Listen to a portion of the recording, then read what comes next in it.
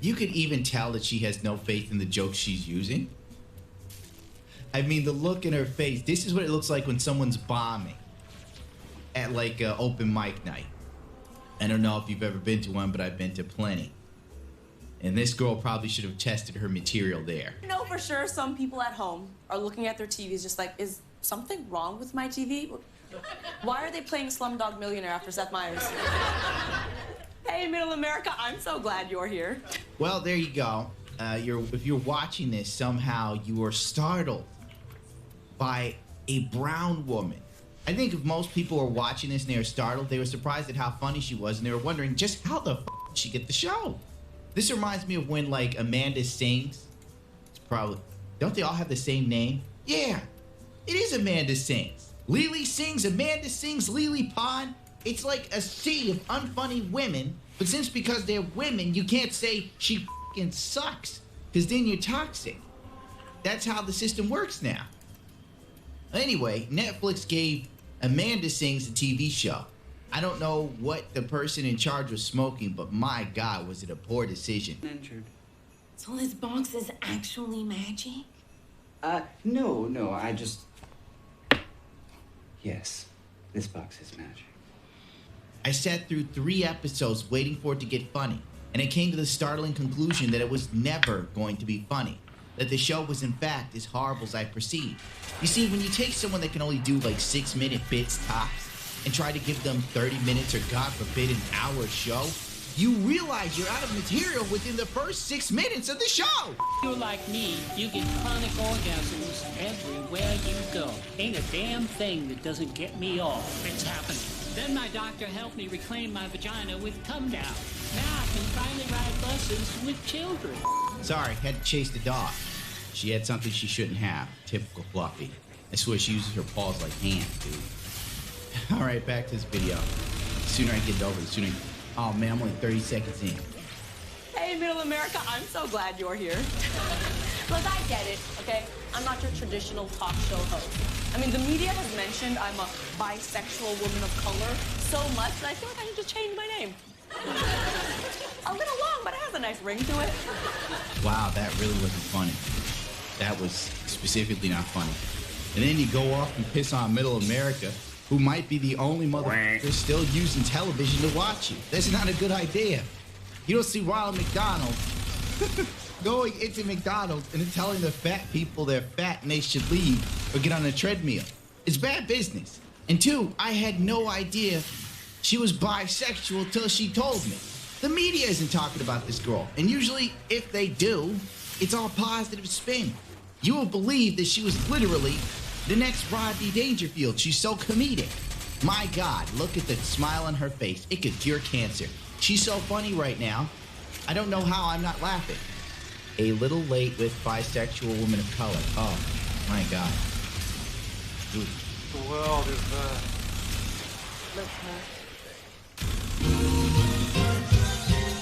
Come on!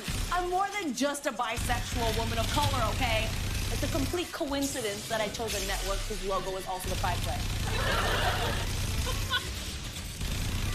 Please, I want to die.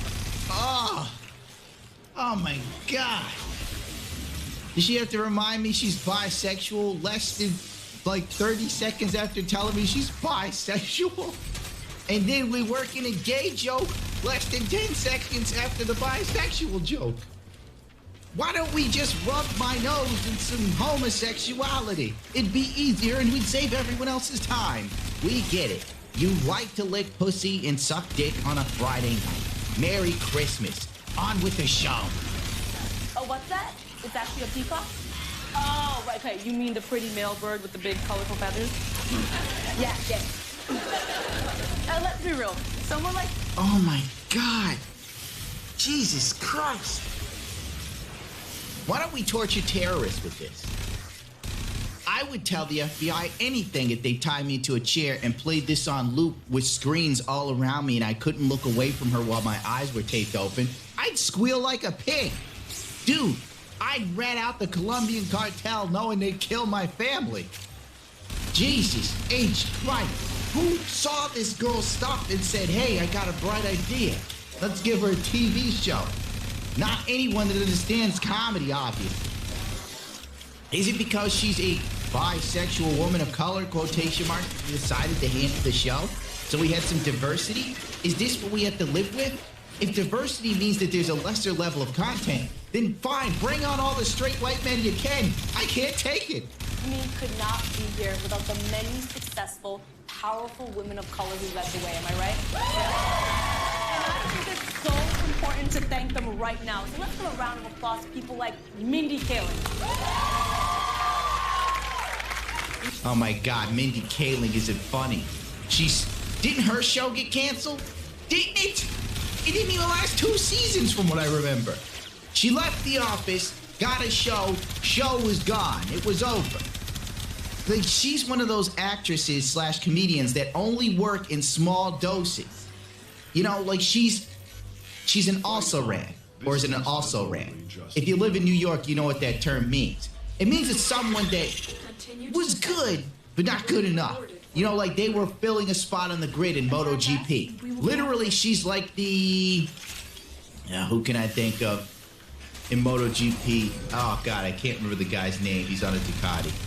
He's got a rich... she's the Carol Abraham of modern comedy. She's just out there to fill a quota.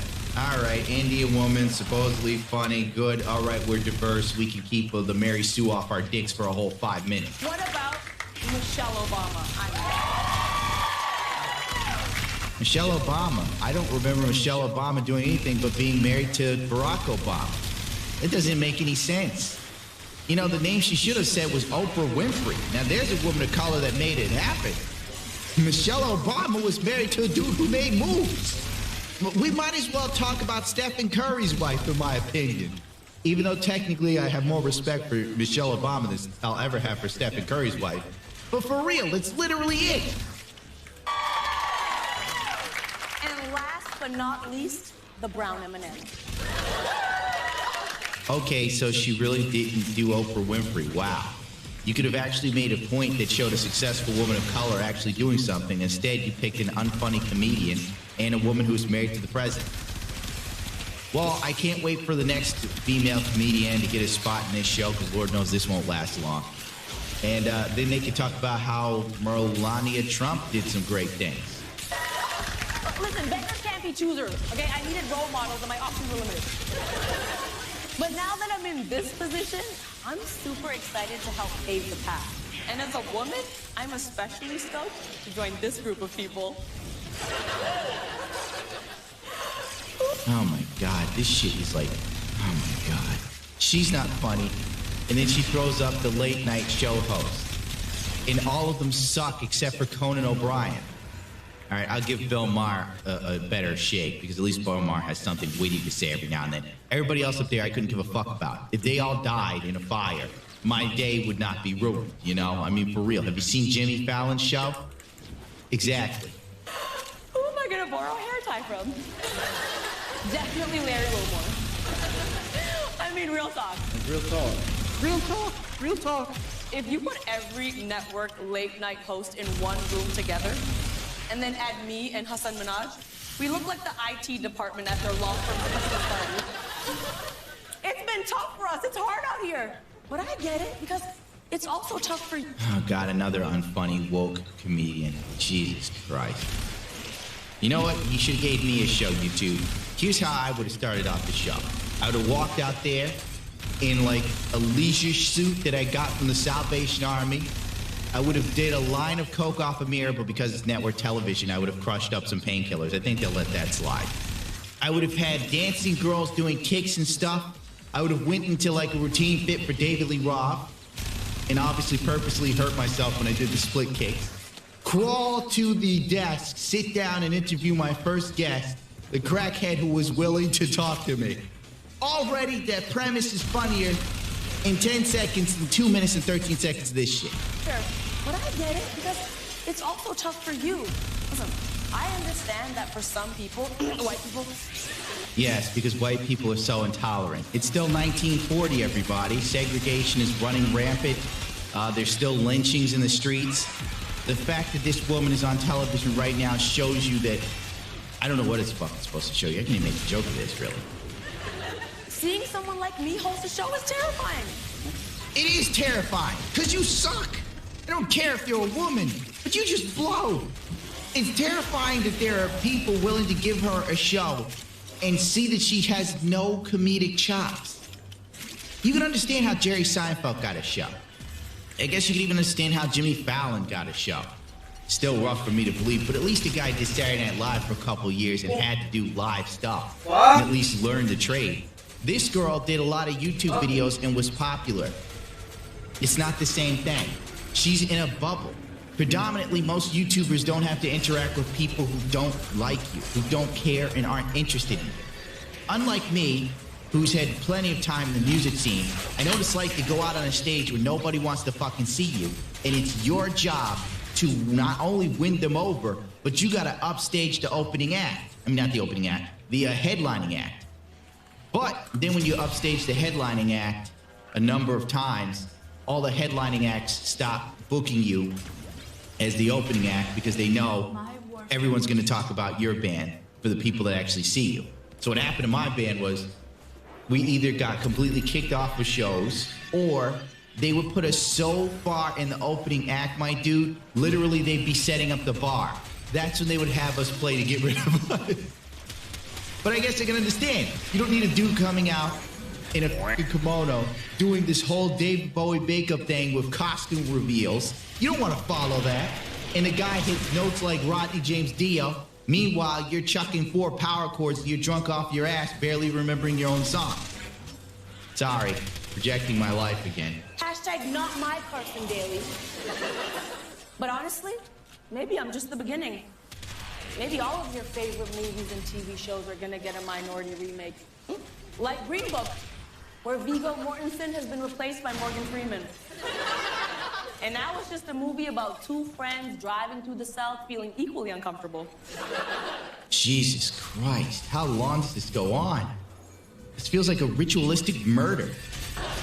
Or HBO's Girls, but with an all-Indian cast. Yeah, there's no sex or nudity, just really suggestive hand-holding.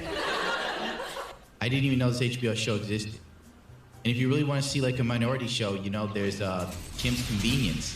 It's all Korean people. It's actually pretty good. I mean, there's white people too, but it focuses on a Korean family. It's a great show. It's very funny. I believe it was written by a woman. How come they didn't get her to write something? And all the relationships are arranged by their parents. Or Titanic, where Leonardo DiCaprio has been replaced by Daniel Kaluuya. In this version, Jack and Rose, they never even get together because Daniel knows better than to hook up with some rich white lady. He swims away on his floating door and lives for another 70 years. Just a little bit longer, 40 seconds or so. This isn't even funny. Like, this is really not funny. Like, I was making a joke of it before, but this is actually what they call cringeworthy. It's like something so bad that you're uncomfortable watching it. You're just like, I can only imagine being in the audience and being forced to see that applause sign, like laugh, lighting up over your head. You're supposed to, ha ha ha ha ha ha ha. Without the laughing, you wouldn't know where the joke was. Even she knows she's bombing. But the people in the audience are forced to laugh because they're obligated. If I was there, I would have walked right out in the middle of this fucking film. But then they'd edit it out and probably do it again. He swims away on his floating door and lives Yeah, for most of another this shit 70 isn't years. live, by the way. But in all seriousness, maybe I shouldn't be joking about this because, I mean, one of the biggest fears of white America is that minorities are coming to take their jobs, you know what I mean? And honestly, we are. I'm done. I can't do this, dude. I'm tapping out at 3:28. My God. I'm done. It's not funny. It's not even remotely funny. That's what's shocking about it. The fact that she can go so far being so not talented. And within her YouTube bubble that she had, where people just constantly praised her and said she was great, she flew all over the world and she's treated like she's some sort of major comedic voice. And if this is what comedy is in 2019, I hate to see what it becomes later on, because this isn't actually funny. There's no edge here. It's all the same sort of woke jokes. Oh, middle America, white people don't like us, blah, blah, blah, blah. It's not comedy. It's basically victim joking or something. It's like, you know, Rodney Dangerfield, I hate to bring him up. The dude took a life that was trash and turned it into treasure. And that's what you need. Someone to be funny, they have to experience certain levels of misfortune in order to be able to take that misery that we all know and turn it into something that we can laugh at. What was it? Charlie Chaplin said that we must laugh in the face of our mortality and against the forces of nature, otherwise we go insane. And watching Lily sing, whatever her name is, I feel like I'm going insane. There's nothing here to laugh at. There's only so much to lament. The fact that comedy has now been taken away. The edge and the backbone that gave you the ability to relate to other people has now been reduced to virtue signaling over and over and over again. Ted Bundy were alive today, he'd be on his third Netflix special. It would be his apology tour. And he'd be traveling around the country being like, when my friends and I realized it was wrong to kill women, we felt so bad about it. Also, I didn't appreciate how the cops painted Ted Bundy as a criminal mastermind. He wasn't a criminal mastermind. He was white. And they weren't looking for him.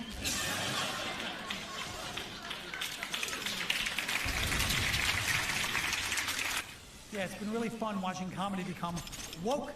To remind you that you're A, either bad, B, male, or C, all of the above, or D, you're a racist white person because, you know, everybody white is racist right now, apparently, according to this show. The comments speak for themselves. A lot of the comments are actually women that are saying that this isn't funny. That should be a clear sign that this was a mistake. The show will last probably like a season or two before they get rid of her or replace her with someone else. And odds are at that point, they'll sit there and go, oh, it was toxic males, misogynists, and racists that weren't ready for Lily Singh, blah, blah, blah. No, we weren't ready for late night television to become even less edgy. I mean, let's face it, late night television is a snooze fest. Jimmy Fallon isn't edge. You look at Jimmy Fallon, and I can't even think of anything to say about him. He's that milquetoast and boring. I've seen envelopes with more edge. You can at least cut yourself on an envelope. Sharon said, I think she's bringing people together. We are all in agreement that this is horrific. Tessa Boy, the media has mentioned I'm a bisexual woman of color so many times. It continues to mention it as many times as possible throughout the video. When she gets canceled for not being funny, she'll say the audience was racist. So predictable, see? It's sad when everybody can see what's going to happen. Rebecca, the comments are funnier than the entire show. Alyssa, I believe. As a brown woman, I'm not looking for a brown woman talk show host. I'm looking for someone that makes me laugh. Exactly, honey. We're looking for comedy. Life isn't very funny right now or fun. You have big business corporations trying to sell you trash every 5 minutes. You got the government doing more to protect guns than they are to protect people's freedoms. You have comedy becoming woke. And worst of all, you have YouTube taking you out of YouTube and promoting people like this. Yeah, she was normal once. Those days are long since over. If this is where YouTube is headed, where they're going to promote stuff like this and suppress channels like mine, YouTube's going to go the way of cable television one day, and they don't even see it. In the 48 Laws of Power, there's one law where they talk about making sure you don't become the father. YouTube usurped cable television and is now becoming the very thing it set out to destroy. Just as Howard Stern one time went out to destroy talk show hosts like Don Imus, and now he's literally becoming Don Imus. As a fellow bisexual woman of color, this is in no way funny, just cringy and uncomfortable. I wish you'd stop because she makes us all look bad. I hear you, honey, but ain't nothing gonna change. When the media covers her channel getting canceled, it's only gonna be incels hated it and voted it down and blah, blah, blah. I'm done with this. One more for the road. Memeology decided to also talk about Lily Singh's, and he showed a clip that's, thank God, only 28 minutes long. He said not even 2 weeks after Lily Singh's writers have already exhausted all their collective creativity, they are now producing top-tier vagina jokes. Let's go, children. Tries to give you apples on Halloween. Now, finding white hair on your head is one thing, but finding white hair on your body? is a whole different story. But You ever notice about women that try to be funny? They're very physically expressive to try and convey the joke. Like they just go through this whole sort of Jim Carrey act that even doesn't work for Jim Carrey in most cases these days. I will say that my vagina has never looked more distinguished.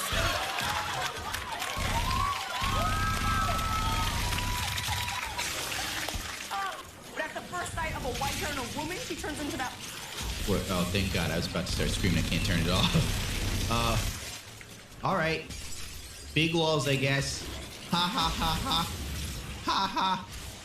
Ha, her vagina's distinguished, people. Don't forget to laugh. These are the jokes, people. These are the jokes. I used to know this gay dude. Know of this gay dude who was a comedian. And when he was bombing, he would literally do that after these are the jokes, people. These are the jokes. That's when I would laugh. I haven't seen anything this unfunny since, like, fucking watching Tig when she had cancer. And whenever her jokes didn't convey, then she went into how she survived cancer, and then the audience would applaud. And it's like, yes, I get it. You're a lesbian and you survived cancer. This is supposed to be comedy. Make me laugh. Memeology also pulled up one of the quotes from one of her fans that decided they were going to try and boost her scores. Hi, Team Super, hashtag. It was Lily's birthday yesterday. Big fucking look. It was my dog's birthday, too. You want a cookie? Not you, Fluffy. A lot of us might have wished her happy birthday on these socials. I don't know if you guys noticed, but IMDb, and Google ratings are 3.8 out of 10. Oh no, people realize it's not funny. Oh my God, this is terrible. Could somebody please find y'all rule, get hold of this motherfucker so I can make sense of all this. And 64 out of 10. 64 out of 10 is generous.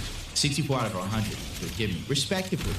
Our girl has potentially listened to our constructive criticism and got so much better in such a short time. That was what you call better, my dude? It seemed like the same bit. If she didn't change clothes, I wouldn't have known. And honestly, she deserves better. In huge, bold print cap locks, because this person believes just because you like them, they should do well. Than that, she's inspired us in so many ways over the last 8 years. She's inspired me to never again watch her show. Can't we provide just a little help when she needs it most? So let's take a moment to show some heart, love on IMDb and Google. That would be the best present we could give her. So let's go fix some numbers, shall we? Ah, great. Basically, this is the 2019 participation trophy for a girl who's already rich and has a show she doesn't really deserve. Let's try and boost the numbers and skew it so it looks like she's doing better than she actually is. You boosting the ratings on rating sites isn't going to change the fact nobody's watching. That's not going to change the fact it'll one day be canceled. This isn't helping her. It's enabling her. Would you do this for a drug addict? Would you go, oh, my boy Jeremy, he been doing real good not smoking that pipe. Let's get him a few extra rocks to show him some love.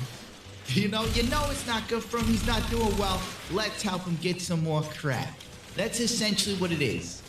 This is a clear sign of stupidity. You're going to try and make it look better than it actually is. Our girl's show sucks. It's her birthday.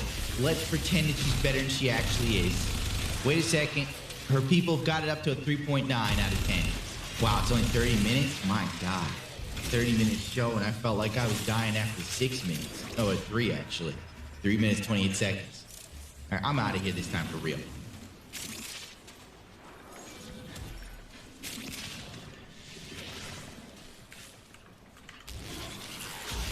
No 16-fourth Red Ripper.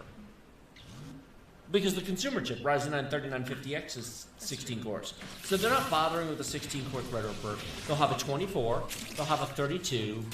The question is, will they do a 48 and a 64? Because they can. Will they? The day after Thanksgiving. The day after Thanksgiving. There you go. Something. Somdig has a question. Thank you very much for the super chat and the support. We appreciate it.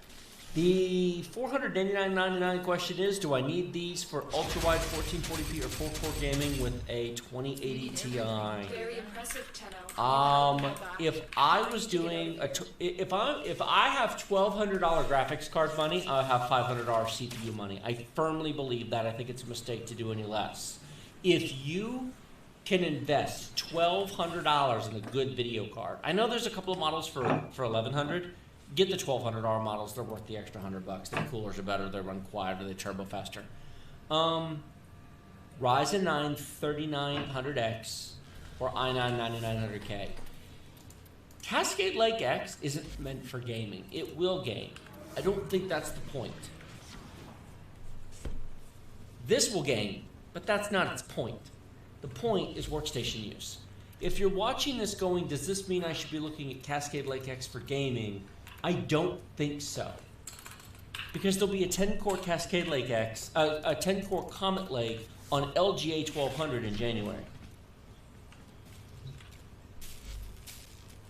I'm very torn. If you had asked me in July when Ryzen launched, when Zen 2 launched, I would have said that for the super premium, I would still go for 9900K. But we're so close to January now, I'm kind of...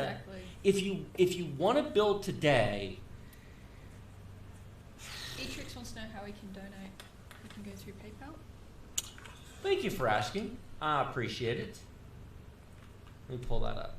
Operator, were you visualizing... On the bottom of all the videos? Me too. On the bottom of this right here, this is the live stream. This is us. Look, we know those people. Which is really weird. It's going to pop up in a second, and then it's going to do the multi-window thing. Oh, it is? $2 a month for Patreon. We have a $2 a month Patreon option right now, which gets you access to the Tech Deals Discord.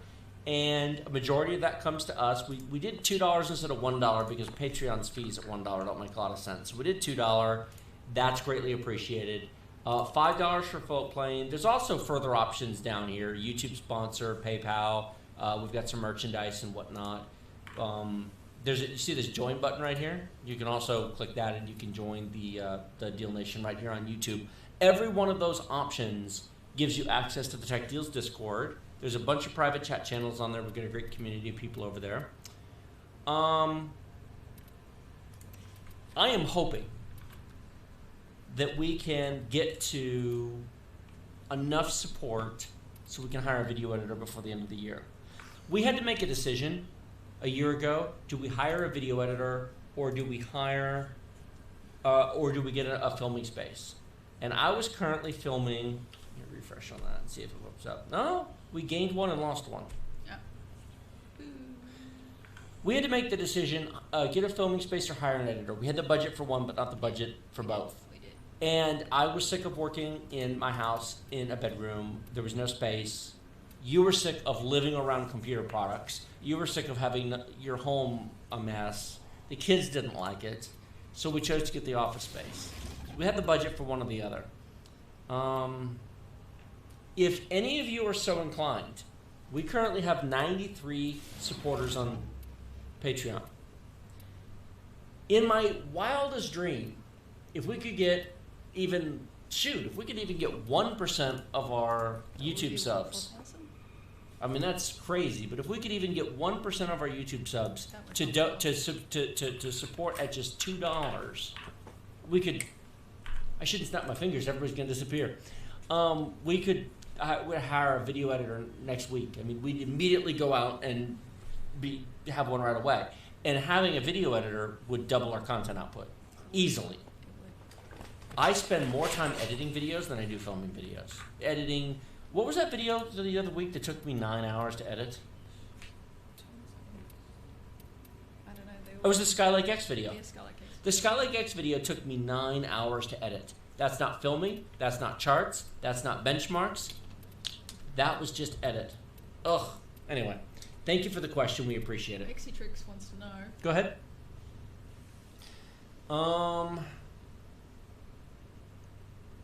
When I donate, can I ask a question? You can always ask a question. Chat runs really fast. We randomly pick out questions from chat. We do sometimes answer questions from chat, but it's... When he donates, he'll read the question. When I donate, can I ask a question? Of course you can ask a question. I didn't want him to feel obligated. I don't want to make...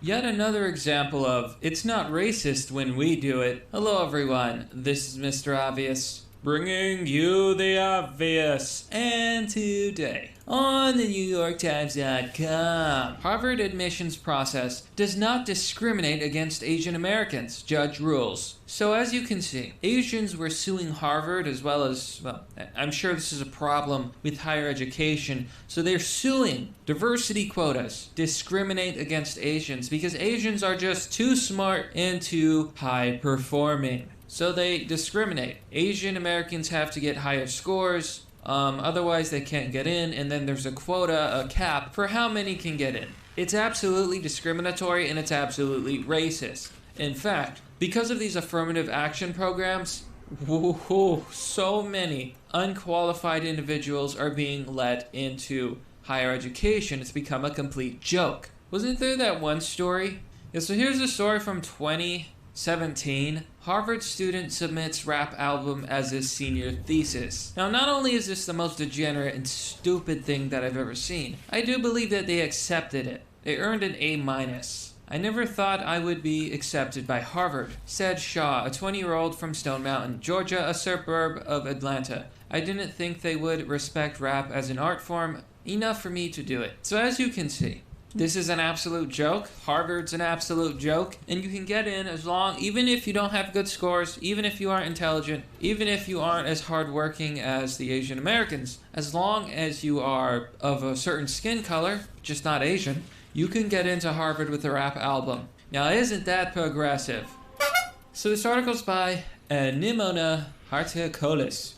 A federal judge on Tuesday rejected claims that Harvard had intentionally discriminated against Asian American applicants, which we all know is total bullshit. This has been revealed. I'm gonna prove it right now, and I'm on a roll today. So there was an Indian man, and he was trying to get into college. His name was Vijay Joko Chakal Ignam. And he could not get in. He could not get in. His scores weren't high enough, so he did an experiment to test affirmative action. He painted his skin a little bit darker, I believe. He pretended to be black. And guess what? He got accepted after pretending to be black. His score didn't change, only his looks, only what his perceived race was. So you want to tell me that there's no discrimination? You're wrong. This is by CNN. The left-wing news rag. If you're a left-winger and you doubt what I say, whoa, I thought CNN doesn't lie. I thought CNN wasn't fake news. You can find the story everywhere. So, in a closely watched case that is presented, one of the biggest legal challenges to affirmative action in years. Affirmative action should be illegal, it's racist, it's discriminatory, and it's not based on merit. The best people should get in. That's how it should be, but you know how it is. Nowadays, for higher education, if you're a minority or if you're rich, you can just pay off the right people. You'll get in. All thanks to affirmative action. Great. Wonderful. The challenge came from a group hoping to overturn a long-standing Supreme Court precedent that allows race to be considered as one factor among many in the admissions process. Well, doesn't that sound racist to you? It sounds racist to me, but prohibits universities from using racial quotas, which they do. The group argued that the Harvard's practices had benefited Black and Hispanic students at the expense of other minority groups in a strategic reversal of past affirmative action lawsuits in which the plaintiffs denounced a perceived unfairness to white students. There also is an unfairness to white students. All thanks to affirmative action, people who actually deserve to go to school aren't getting in. The judge, Allison Burroughs, a federal district court for the District of Massachusetts, rejected the argument that Harvard... Of course it was a fucking woman. Of course. Of course. Why are women so quick to betray people, to betray sense and reason? You know, I notice this pattern over and over again. And people are going to be like, but Mr. Obvious, why are you being mean to women? That's not right. Women are just as rational as men. Are they? I'm asking you. I'm asking the women out there. Do you think that women are as rational as men? Why is it that every time we talk about regressive leftism, about insanity, it's Well, I don't know. Always seems to be women behind the wheel. I don't know. I'm sure that it's nuanced and complicated, but let's keep reading. So she rejected the argument that Harvard was using affirmative action as a weapon against some races and a boon to others. If that was the case, then Asians wouldn't have such a hard time getting in, and pretending to be black would not get you accepted. But here we are, and said that the university met the strict constitutional standard for considering race in its admissions process. Yeah, that's some bullshit. In her decisions, Judge Burroughs defended the benefits of diversity. Oh, goddamn. This is why God invented the pimp hand. It was to keep these women in line. And said that while the time might come when it would be possible to look beyond race in college admissions, that time is not here yet. Isn't it sad that in 2019, we still cannot look beyond skin color? Brothers, sisters, I have a dream that people won't be judged based on the color of their skin, that they will be judged based on the content of their character and their intellect. Oh Lord, such a time is not now. Such a time is not now. We have to be racist, really. It really, like, the hypocrisy, the idiocy, the irony never fails me. Never fails to get me, I swear to God. This is a blight. The rich diversity at Harvard and other colleges and universities, and the benefits that flow from diversity. There are no benefits from diversity, and I can prove it with science. She added, will foster the tolerance, acceptance, and understanding that will ultimately make race-conscious admissions obsolete. I ought to smack you silly. That's doublethink. Diversity will eventually eliminate race consciousness. Two completely opposing ideas. The way to be non-racially conscious, which is impossible, okay, is literally born into us. It is ingrained in our programming. Babies who have been tested for this will always pick toys that look similar to them. It is a self-defense mechanism. If you live in a population full of one group of people, and there is one person who enters that population who looks different, they are an outsider. You do not know who they are. You do not know if they are safe. They are possibly a threat. This is basic evolutionary biology and psychology. The case drew widespread scrutiny from dozens of other top-ranked schools that use Harvard's race-conscious admission policies as a model. See, you know, it's just a joke. Higher education is a freaking joke. A complete disgusting joke.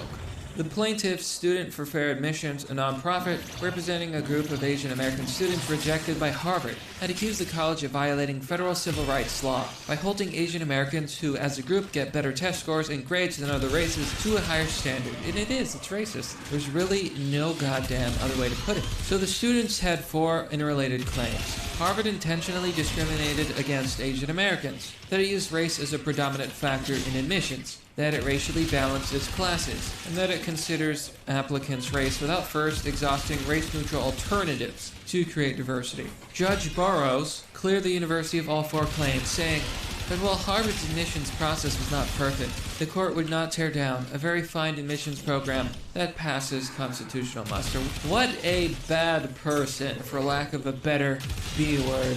So here in the comment section, we're going to take a quick look. I'm going to show you just a little bit. So here LT says, I'm just going to read a part of what he wrote because it's rage-inducing. Now, after so many years of affirmative action, we still have many schools and jobs predominantly occupied by whites, and white people are really upset at the prospect that a white person, and now Asians, may miss out on something that they feel entitled to based on their ethnicity. What? Meanwhile, racial discrimination continues in spite of affirmative action. So here goes the deluded mind of a disgusting leftist. They're saying that whites have benefited from affirmative action for generations, which is bullshit. It's not called affirmative action if it's not for minorities. Whites are the majority. Of course they would get the most jobs. Of course, statistically speaking, they would have the most jobs. You are stupid. You are so stupid. You don't understand proportions or populations. If 13% of the population is black, then logically, 13% of actors should be black. That's proportional to the population. Now, there are other statistics that are not proportional that you can look at, but it is always Weird. You see, a non-proportional representation is normal. An unproportional amount of a certain group in anything is not normal. So here we have someone saying, E says, I'm half Asian and half white, and I did grad school at Yale, which exposed me to a highly diverse student body. While I loved befriending students from all over the world at Yale, I also spent about 3 years of high school in Fremont, CA, which is many high-achieving Asian students that were both self-motivated and pressured by parents to do well in school, unlike me at the time. Despite the pressure, most of my Asian peers had big dreams to pursue diverse professions, such as writers, doctors, and artists, and worked incredibly hard, and I felt they deserved to get into great schools. Many of them were aware of discrimination against them in university admissions, and felt like they had to work even harder because of that. I find the diversity quota against Asian Americans absolutely ridiculous and astoundingly racist. You are telling young people that your hard work means less compared to another student based on race, and I find it personally heartbreaking gesture to both the students and the parents that believe in the power of a good education. And you know what? That pretty much says it. That pretty much says it all. Chris has a good comment here. The ruling is that Harvard does not illegally discriminate. Not that it does not discriminate. But you know what, my friends? That's merely the obvious. Well, that's all for now, folks. What do you think about this story? I think it's bullshit. You be sure to let me know. Do you know anyone who's faced these problems? I would love to hear about it. As always, this channel is completely unmonetized. No ads, no revenue. I get nothing. So if you want to support the content that I make and the channel, you can join me on Patreon or Subscribestar for as low as $1. Doing so will get you access to Fight Club, a private Discord server. As always, thanks for watching. This has been Mr. Obvious, and I'll see you all next time.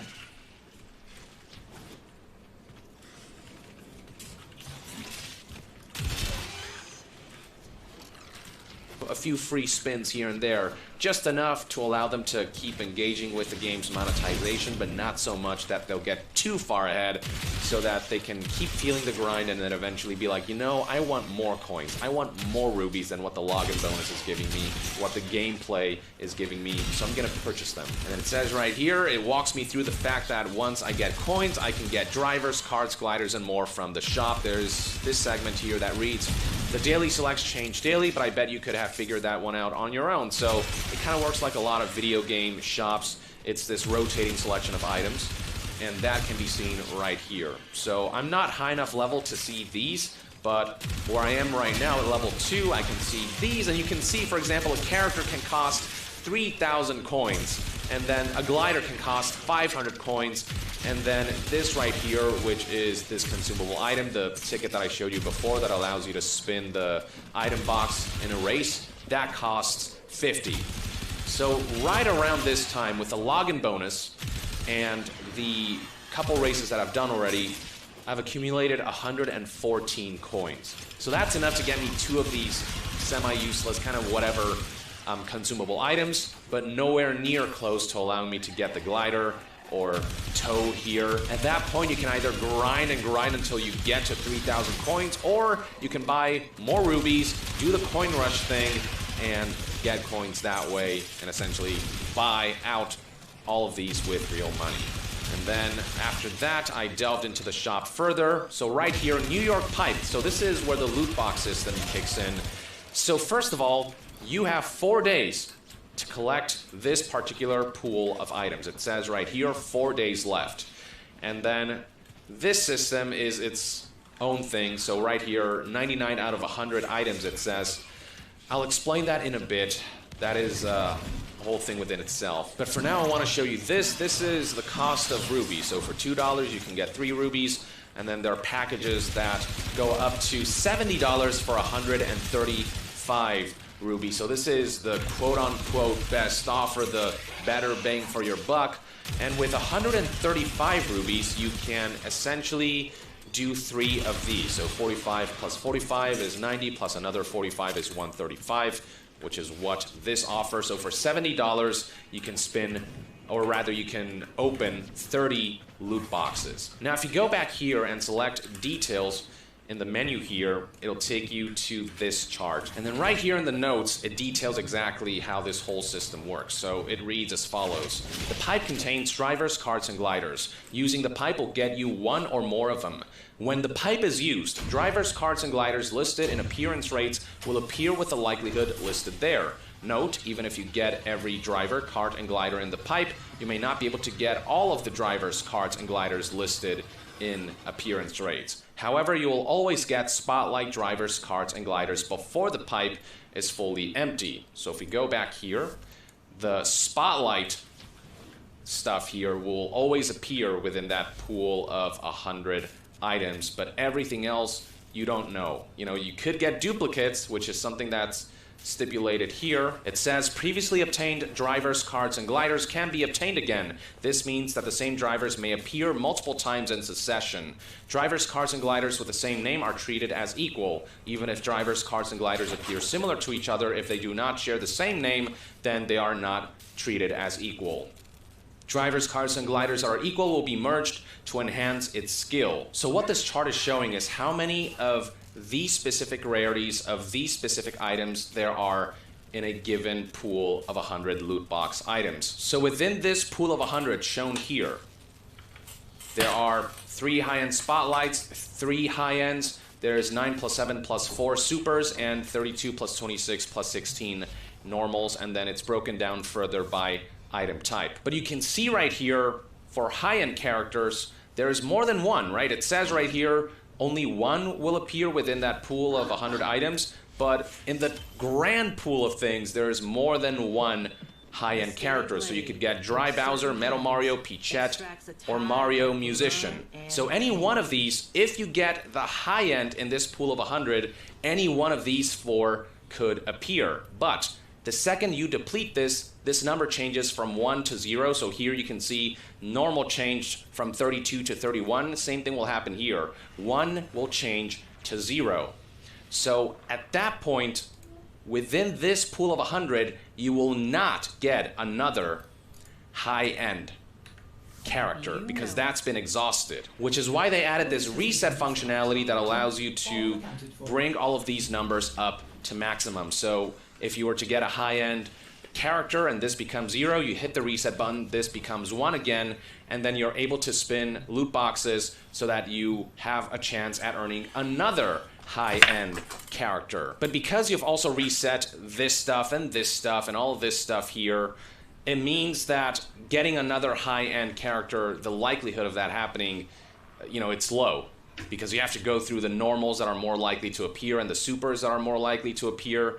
The high-end stuff is less likely to appear. So when the pool of 100 is reset, you know, you have to go through those odds again. And the thing is, when you reset and assuming that eventually you do finally get this high-end character from this pool of 100, it could very well be a duplicate. So in the previous run of 100 items, you might have gotten Metal Mario.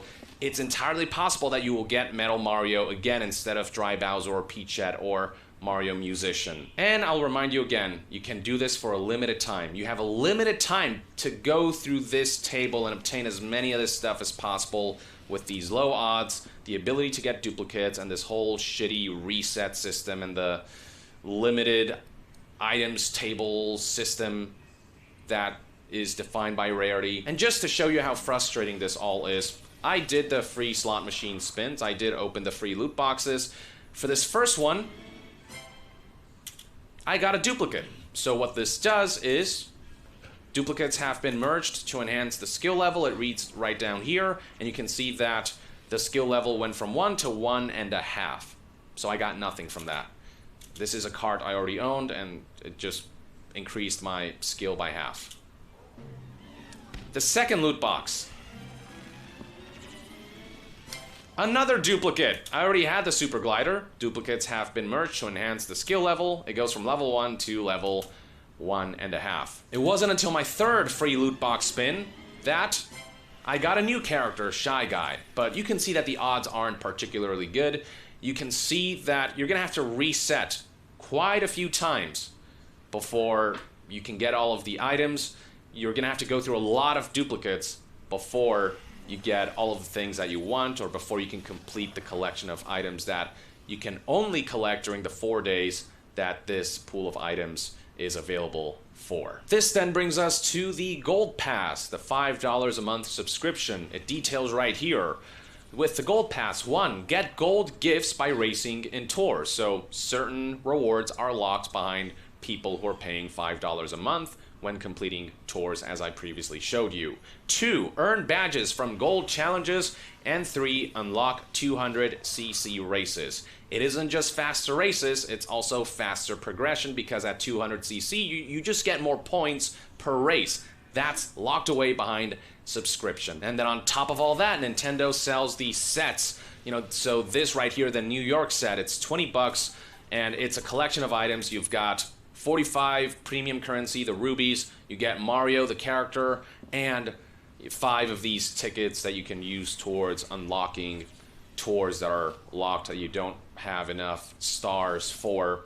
All of that for $20. And then right here, if you click this, so if you want more coins because you aren't able to purchase the $3,000 character or 3,000 coins character, you click up here and you're greeted with this message. In Coin Rush, you play as Gold Mario and race on a course jam-packed with coins. It's a good chance to stock up. Now, in order to do so, as you'll see here, you require rubies. It reads right here, over 300 coins are waiting for you on this course. Gold Mario will draw them in as he gets near. So I believe the way this works is each coin will be worth times 10 if you pay up more rubies. So the more you pay, the more each coin is worth, the more coins you get per collected coin. And so if you really want a lot of coins, you're gonna have to really pay up with that premium currency. And you can see right here that the egregious nature of Mario Kart Tour hasn't gone unnoticed. So this is an article from The Verge. The headline reads, Mario Kart Tour is too cynical to be fun. Here's a headline from Polygon. Mario Kart Tour's $5 monthly subscription fee is out of touch with reality. Nintendo's mobile strategy looks antiquated after Apple Arcade. For those not aware of Apple Arcade, that's $5 a month for like 50 complete, fully fleshed out games, a lot of which are actually really good from what I'm hearing. That's what Apple's doing. Nintendo, $5 a month so that you can gain access to a game mode that should be just accessible to everyone and to certain rewards that are locked away behind the subscription. Here's a headline from Kotaku. Mario Kart Tour is pretty good when it's not nickel and diming you. It explains a lot of the monetization elements of this game. Mario Kart Tour's microtransactions feel gross in a post-Apple Arcade world. And then finally, this headline, Mario Kart Tour locks the fastest race mode behind a paid subscription. That's also being seen as egregious. So, ladies and gentlemen, this is Nintendo at their greediest. And look, when it comes to the AAA games, the first-party titles, they output some great stuff, some truly fantastic, industry-leading stuff. But let's not pretend that Nintendo is entirely innocent of loot box shenanigans. Their previous games on mobile are pretty egregious as well. They also heavily emphasize loot boxes, Fire Emblem, Heroes, the mobile Animal Crossing game, and now this game, by far, the most cynical of them all. Nintendo's moving that goalpost, pushing the boundaries of monetization, trying to get away with more and more, and they're doing it with probably one of their most popular video game franchises, Mario Kart, one of the most renowned, one of the most well-known across even casual players. And they know the audience that they're reaching. They know the audience that they're trying to nickel and dime and exploit. For all the good Nintendo does in the AAA landscape, they've got side ventures like these that make me lose respect for the company. It's a damn shame, really, because when it comes down to it, this is a solid game in its own right. Even if the controls are something that I can never get fully used to, it's still Mario Kart. It's got that Mario Kart essence. I think the developers, the ground floor developers, really tried to make this an authentic Mario Kart experience, but it's the monetization stuff that gets in the way of that ever important gameplay loop, the rewards and progression system that keeps you coming back. And this is free to play, and there need to be some monetization systems to keep it alive, and that's fine, but the level at which they push this is just insane. And that's the tragedy of this, is that this could be a genuinely fun mobile game that could prove that mobile games don't have to be utter garbage, but all this game does is join the garbage. So there you have it, folks. Let me know in the comments below what your take is on Mario Kart's monetization system. And to be further updated on all things gaming news, reviews, and discussions, stay tuned right here on Yong Yeah. I'll see you guys next time. Yong out.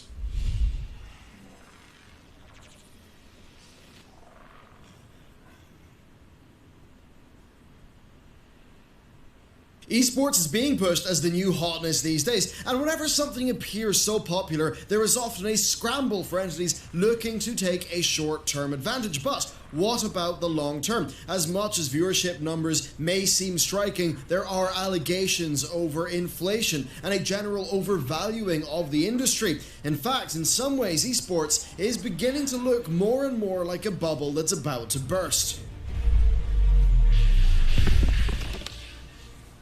Hey everyone, and welcome back to another Industry Report, the series where we take a closer look at some of the biggest happenings in the games industry. Now, before we get started, as always, be sure to like, subscribe, and ring that bell to let YouTube know that you are enjoying the content. Of course, esports is far from new. It's actually been around for quite a while, but the increased commercialization of it these days, well, at least the latest wave of that, seems to be fairly new. The current popularity of esports illustrates a few different things: how it's easy to access live content these days, the extent to which popular games actually build a community, and then a shift in attitudes in people actually regarding televised gaming as a legitimate form of entertainment. Most importantly, though, it shows how lucrative the entire business model has been for those in control of it. And speaking of those in control of it, today we're going to be focusing on Activision Blizzard, because, well, Activision are doing the usual thing, shaking gaming by the ankles until all the money falls out, and, well, we're going to be looking at the rather strange esports outing that they've had through the lens of the Call of Duty League and the Overwatch League, both of which seem to be, well, fraught with issues, with the Overwatch League actually serving as the template for the Call of Duty League.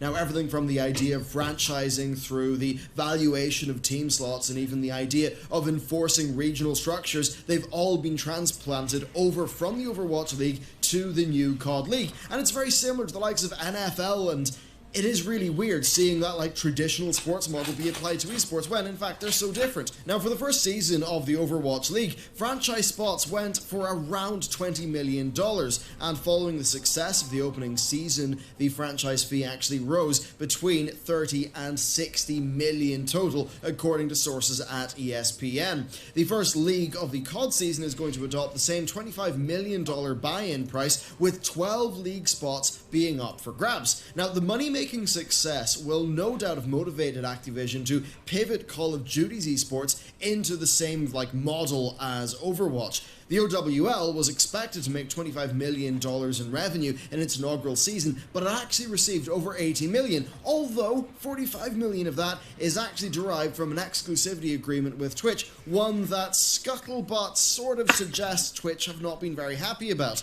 Now, this deal was $45 million a year for 2 years, though it's not actually known whether the OWL received the $90 million payment up front, but certainly if Twitch were to drop from that, it would be a large financial hit. Now, this brings up an important point, that there is a vast gulf between the expected earnings of an esports enterprise and the actual earnings. Now, to illustrate this, a 2017 Morgan Stanley report, which was leaked to Kotaku, claimed that the OWL had the potential to generate $720 million in revenue. Now, for context, that's about the same amount of money as brought in by World Wrestling Entertainment. Frank Fields, Corsair's sponsorship manager, so somebody really in the, in the biz dev side of gaming, told an audience at San Francisco's Game Developers Conference, GDC, that he felt, quote, like esports is almost running a Ponzi scheme at this point, and that while many in the industry acknowledge that there is value in esports, it's not nearly on the level of value, quote, getting hyped these days. He concluded by saying that the current and future value of esports is, quote, optimistic at best and fraudulent at worst. So that certainly is a damning statement. Now, for some figures more specifically related to the Call of Duty League, Dextoro have handily reported on a leaked league deck. Now, though the league is due to kick off in 2020, we are still awaiting any kind of comprehensible review of how it is expected to run. So right now we are relying on snippets of information like the Dextoro leak. Now, it confirms that the franchising cost for the opening season will be in and around the $20 million range, as we said earlier, but also they went on to say that they expect these slots to be worth over $45 million each in 10 years' time. Additionally, the league states that they want to expand to having 28 city-based teams, which is pretty insane. Now, the upfront investment has proven to be a major sticking point for some of the professional Call of Duty teams, and this is really where you see Activision basically just choke the esports scene. Activision obviously do believe that the league will be successful enough to warrant this $45 million price tag, but they're not doing a whole lot to actually convince a lot of the teams to buy in. As with many things, when it comes to handing out those franchise spots, Activision seem to be prioritizing making buckets of cash right now over ensuring the long-term health of the league and the quality of the competition therein. And indeed, one has to wonder if they're operating off all of these inflated revenue projections, whether their asking prices are even sensible. We've got teams like 100 Thieves, FaZe, Luminosity, and Gen G being 4 teams who will not be appearing in the COD League when it eventually gets rolling in 2020. Now, they are massive names in Call of Duty. 100 Thieves' absence is particularly striking, as they are one of the largest organizations in the professional Call of Duty scene, and they have an incredibly devoted fan base. In a video posted on Twitter, the founder and CEO of 100 Thieves, Matthew Hagg, aka Nadeshot, revealed that it would simply be too much for them to risk dropping $20 million on the entry fee and then the continued cost of actually running their team with the league. Additionally, the COD League's dark determination to have the teams align themselves with real-world cities would pretty much have meant the end, effectively, of the 100 Thieves branding, which is a major asset to them as a company. This is another feature lifted wholesale from the Overwatch League and copied from traditional sports, but what Activision have failed to acknowledge here is that, unlike Overwatch, the Call of Duty esports scene is one that has existed for years, so the teams already exist, they already have brands and fan bases, so trying to force this stuff is really basically suffocating that. The aforementioned teams were all fan favorites to some degree, with reputations and star players that would have brought in viewers, but instead they will not be participating in the COD League at all because of Activision's complete money-hungry refusal to negotiate with those teams for the good of the league. Notably, Gen G and Luminosity were denied franchise spots, giving credence to the idea that the $25 million buy-in fee was actually more of an auction starting price than a fixed cost. That really does further illustrate that Activision were focused on the short-term gains, not the long-term health. Now, an analyst for Newzoo, who oversees revenue for 14 different esports teams, said that a majority of teams are operating at a loss. Now, he declined to clarify exactly by how much they're underperforming due to being under an NDA, but he did give us something, because when pressed whether the majority were closer to 51% or 90% of the teams operating at a loss, he said, if you looked into it, it's probably closer to 89% than 50%. So basically, the majority of esports teams are operating at a loss. This is certainly telling, although it should be noted that Newzoo's viewership numbers are believed by publishers to be unreliable, so the revenue estimates drawn for them may actually be off by quite a bit. Now, none of this, of course, matters for Activision as long as they can keep getting money thrown at them. When the Overwatch League, of course, was on the hunt for funding, they primarily targeted mainstream sports consortiums, but for the Call of Duty League, Activision have apparently expanded their focus to involve entertainment consortiums. In a recent live stream, esports journalist Richard Lewis actually speculated that consortiums like the one ran by boxer Floyd Mayweather may be just the kind to invest in the Call of Duty League, as would other sports stars and musicians, and this would, for Activision, play into the idea of legitimizing it as a mainstream form of entertainment, a bit more like the NFL, which is more what they want for the Call of Duty League, as it would work pretty darn well with the pre-existing mass market appeal of the Call of Duty franchise, which, yeah, just about everybody knows about. Because of this, there's a chance for the COD League to completely outperform the OWL in pretty much all aspects of its viewership because of the strength of that franchise's brand recognition, and I'd maybe say sort of normie appeal.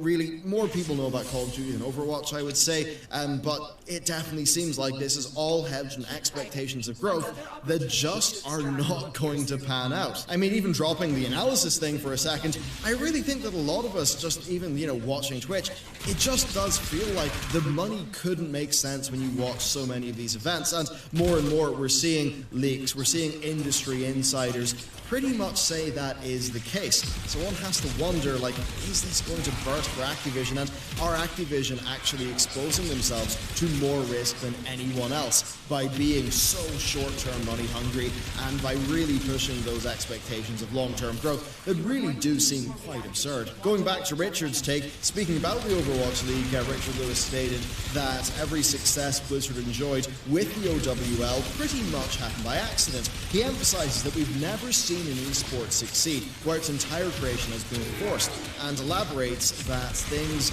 were just not allowed to develop organically through authentic engagement. That's not what happened with Overwatch, as Lewis outlined, rather than basically addressing the many issues of preventing Overwatch from actually organically being an accessible esport. Activision Blizzard instead pretty much just opted to compile the Morgan Stanley document that I mentioned earlier. Now, I'll say this from what I've heard, wink wink, nudge nudge, I feel very confident about this. I can confirm a lot of that to be the case. I pretty much know that Blizzard have been very slow to develop a lot of features for the Overwatch League, and I know that they purposefully pretty much strangled the grassroots scene. There's a whole big thing involving a Korean league that they pretty much killed, and a lot of this was just their drive for complete control of the ecosystem. And when you look at just how top to bottom the monetization of the Overwatch League is, you really do just see it's greed over competition. They don't care about the quality of gameplay. The whole thing, just to me, seems like such an obvious money-spinning operation. Now, I will at least admit my own biases. That comes from being old-school StarCraft 1 and StarCraft 2, when those things were actually growing organically. And let me tell you, they felt very different to how the modern Activision Blizzard esports scenes do. Now, going back to that Morgan Stanley document compiled using information and metrics related to the genuinely successful esports like League of Legends and CSGO that, grew over time in a natural fashion rather than just being bootstrapped with growth expectations, well, that was used by Activision Blizzard to essentially dupe venture capitalists. Now, Lewis likens the VCs to, gamblers. They're placing their bets, as, educated bets as they can, of course, on different tables, knowing that, at least some of them will actually come through. And he states that because these people have the money to play around with, because basically the risk profiles can make sense for them, they feel safe making the investment. And this is what's kind of dangerous about bubble industries. The money, the people, the resources, they get committed, and when it collapses, it's all lost. If you want to look at something like this from another sector, just look at the profitability of WeWork, look at the amount of money that SoftBank has put into WeWork, look at how the WeWork CEO has pretty much just sold off like 700 million of stock and is pretty much out of there. And that's kind of another example of this bubble company propped up by crazy growth expectations when a lot of the fundamentals, such as their profitability, just do not add up.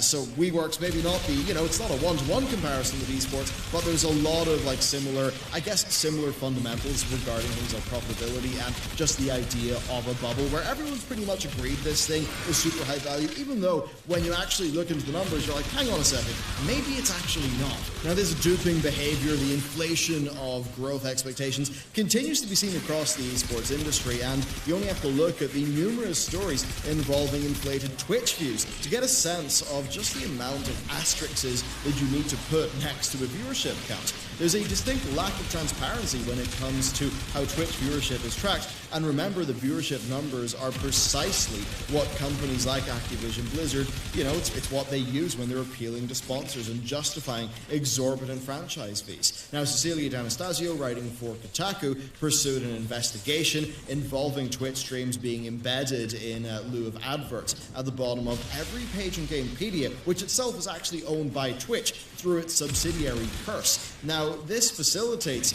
something amounting to views by proxy, which, would do nothing more than just artificially inflate quick viewership numbers. Now, Activision Blizzard themselves employed this method for the OWL playoffs and Twitch streams, which, according to esports consultant Slasher, were autoplay embedded on the front page and within articles of Vox media sites such as Polygon, The Verge, SB Nation, and Eater. Now, Slasher maintains that those Twitch embeds don't actually generate views on Twitch, but that is contradicted by D'Anastasio's research. There are other things that I've seen, like Slasher, commonly retweet about viewership inflation, so it clearly is an issue in the esports sector. Now, what is clear, though, is just how unclear viewership numbers tend to be.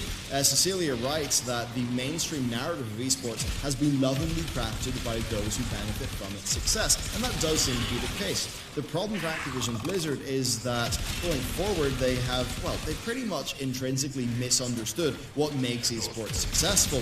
The major advantage of esports is that they're global, but the OWL and COD League's insistence on being regional is just more evidence they don't really understand what they're trying to promote. They're not doing a good job of just embracing how these things could naturally form themselves. This is then, of course, further reinforced by their lack of support for grassroots esports, which is insane considering just how successful it was for StarCraft 1, which filled stadiums in South Korea, and StarCraft 2, which is pretty much my personal favorite game ever.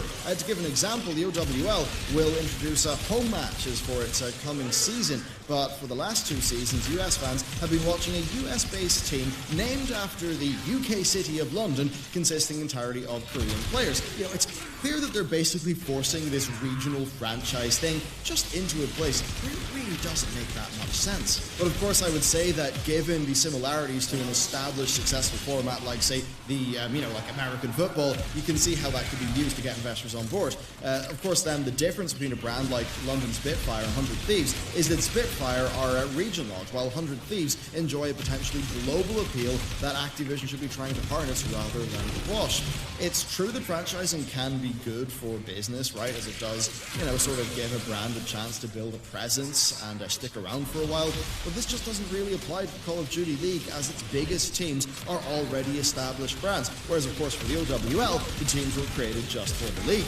It just all goes together to show how short-sighted Activision Blizzard's plans have been overall, and especially seemingly for the COD League. The plan appears to just be to drum up crazy amounts of investment from entertainment organizations with as broad a market appeal as possible in order to ensure as big of an inward cash flow as they can, while relying on the name recognition associated with the Call of Duty brand to bring in the viewers. And of course, all of this is while requiring hefty buy-in fees from its franchisees and then imposing branding restrictions that really do keep the teams tethered to Activision Blizzard. A lot more so than, say, 100 Thieves would actually be. So it's a very strange situation. It's all hedged in this 10-year growth, bet for the valuation of a franchise spot. And on that growth, I think it'll be forced. I think it'll be accidental. I don't think it will be organic and engagement-driven. I don't think Activision have their sights on building a sustainable league with quality competition being the #1 goal, one that will appeal to fans and players alike.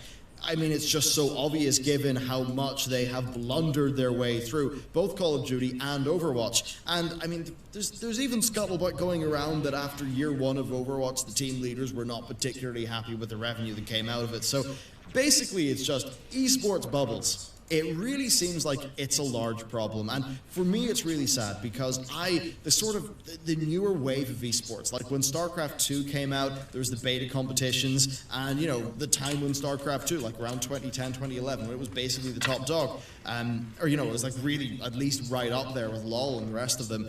That was a really great time. You had so many different competitions run by so many different organizations. It was pretty decentralized. You were following the players because the players were really good. They had interesting brands, whatever.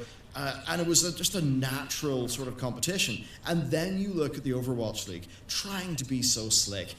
And really, I think just having no texture, no interest, it feels so forced, so corporate, so neutered, that, it's turned me from somebody who used to spend a lot of time following esports, really being in depth in esports, to now I just see the corporate, sanitized terrible thing that OWL and Co have become. I just kind of want to get out of there. At least, I don't know, for me, like the FGC and some of StarCraft 2 kind of still remains as like a bastion of community-driven stuff, and there's just a lot of other stuff out there with other games. I was even looking into Age of Empires esports, which is pretty cool. But, you know, a lot of those things, they're really fun. They have passion, they're organic, and then you just see what Blizzard do with Overwatch, and you see what they're trying to do with Call of Duty, and it's just a little bit sad, I guess, that the monies came in and taken away, I think, what made it special in the first place. But anyway, there you go. That is a lot of my opinion, but also a lot of sourcing, just a lot more from around the industry, and just the sort of critical counterpoints to what we're hearing with, to what we're hearing with esports, kind of going against the narrative that the companies are trying to push. I think, as always, you're always going to see big expectations of growth, using that to get more funding in, and a lot of the time, you know, it's going to be a bubble, and I think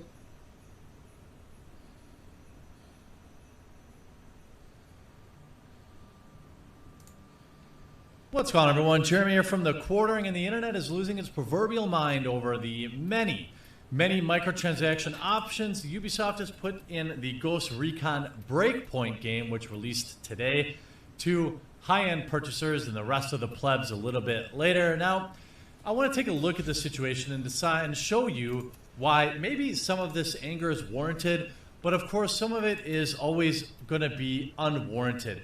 Guys like Jim Sterling, his shtick is always railing on developers for just about any microtransactions. Me, on the other hand, I've always kind of had, or I've tried to maintain, the cosmetics only type of pass. While I admit that the many things that you can purchase in Ghost Recon is at a new level, at a level in which you might expect in a free-to-play game, I only have a problem with a few of them. Now, the ones that I do have a problem with, I am strongly against, like skill points, for example. But let's take a look at some of what you can purchase and some of what video game internet has had to say about it. This is according to Paul Tassi, which generally writes decent articles for Forbes. Ubisoft is not releasing Assassin's Creed this fall, so big holiday release is going to be Ghost Recon Breakpoint. An evolution to Wildlands idea into something more Ghost Recon-y, for lack of a better term. I've heard some fairly mixed things about gameplay so far. Some like it and others are finding it terribly dull. Though I haven't had much time to play it myself, yet I can't judge it one way or another. But players trying it out now are starting to snap screenshots of what is frankly a comical amount of microtransactions jammed into the game. Ones that go past cosmetics and straight up into selling gear outright. Granted, recent Assassin's Creeds have done that same option to some extent, but the sheer amount of variety of stuff here is something to behold. Fair. I think this is a fair criticism, and it's a fair thing to meme on Ubisoft for, but still the overwhelming majority of these items are cosmetics. Now, the sheer amount of them is concerning because, well, quite frankly, there are many things in this game that are still broken, and if they had spent a little more time on the game, a little less time on all these microtransactions, maybe we'd have a more polished product. Now, of course, many people are pointing to a Reddit thread of the Ghost Recon Ultimate Edition, which has various screenshots of different things that you can buy, bundles that contain weapons, bundles that contain blueprints to make weapons, bundles for attachments, individual attachments for weapons, cosmetic shirts, armor, backpacks, tattoos, and emotes, melee weapons, gear, camo, and paint, skill points. This one's pretty crummy, I think. Weapon upgrades, battle point boosters, and reward tiers for some sort of battle pass system. Now, this is a game that has a battle pass system already, so you've got the game for $60. Then you can buy the battle pass, what's that, another $40. Then you can buy just about anything in the game. Now, the problem is, we never really know how grindy they've made the game to help force us, to help entice us to make these microtransaction purchases. This is always the gray area that makes me uncomfortable. I used to just say, look, if they're cosmetic only, fine, who cares? And I have to stand by that. I truly do. I don't think making fun of the game for having a bunch of cosmetic-only microtransactions is reasonable. Let them have as many as they want, as long as the game runs good, runs right, and people like the game. The problem I have are with these time savers and skill points, because these are things that are normally earned in the game. Would I call it pay to win? No, I don't think it's pay to win. It's pay to play faster, is what I think. If you keep scrolling, there's just more and more and more stuff in the store. While it's possible to grind out some of this in the game, most of all is being sold outright in the game's IRL cash currency. Ubisoft's philosophy appears to be that if the game is only PvE, then there really should be no restrictions at all to selling power outright to players who want to purchase it. Unpopular opinion, I agree. I never had a problem with people selling leveled up characters in World of Warcraft. I don't have a problem. Yes, the mounts are ridiculous, but I don't care. Don't buy them. They're cosmetic only. And you can laugh at the absurdity of the pricing. I think that's a fair argument. And a lot of the items here in Breakpoint are ridiculously priced. But if they're cosmetic only, who cares? Especially in the time savers. Now, the problem is with the time savers, except in the case of time savers. The problem with time savers is we don't know how much extra grind Ubisoft puts into the game to entice not only whales, but people on the middle, right? People, let's say they've done the math, which we know that they have, that they could make the game 5% more grindy and sell 10% more time helpers, time tiers, or whatever they call them. That means 100% of the people that don't buy them have to suffer under this new hypothetical extra grindy system. This is something that we've long suspected in Assassin's Creed type games and is something that we can never really know, but we can always be wary of. So if people want to flat out buy weapons attachments and literally skill points, sell it to them. But some of these packaged as, quote, time savers, though reportedly you can take these items straight into the game's PvP mode as well. That's an issue too, because you can have an unfair advantage, I think, if you're able to purchase these weapons on day one. It gets messy. That's all well and good in theory. But when you start selling all this in-game gear, players start to wonder how much grind has... Exactly, Paul and I agree on this point. How much the grind has been increased to try and herd people into the save time by choosing to buy things outright instead. For instance, in a game without this kind of microtransaction in store, maybe it takes 5 hours to earn 10 skill points. In a game where the publisher has a motivation to sell skill points, maybe it takes 10 hours. We can't prove that, and Lord knows no one would ever admit to it, but that's constantly the question in players' mind. Fundamentally, it's just a bad look and goes to show how microtransactions can still feel gross, even if loot boxes are nowhere to be found. This is too much, and even if Ubisoft is heavily relying on Breakpoint this fall for revenue, the sheer scope of the store feels like overkill. I think that's reasonable. You know, you have a year one roadmap, obviously going all the way into September 2020 with all sorts of new content. I don't like games like this. I get bored of games. I know some of you like to play games like this for like a full year. I kind of beat the main story and I have very little interest in going back. I actually like the old style of an expansion pack.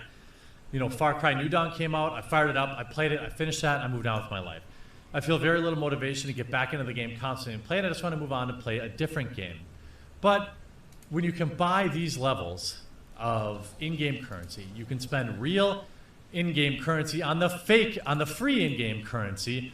You could buy weapons, skins, and all these other things. You start to wonder if they've been enticed to make the grind more. Now, unfortunately, we live in a world where we'll never really know. And you can look at all these screenshots. Here are the bundles with weapons in it. You can have all sorts of Panther starter kit blueprints so you can craft the weapons.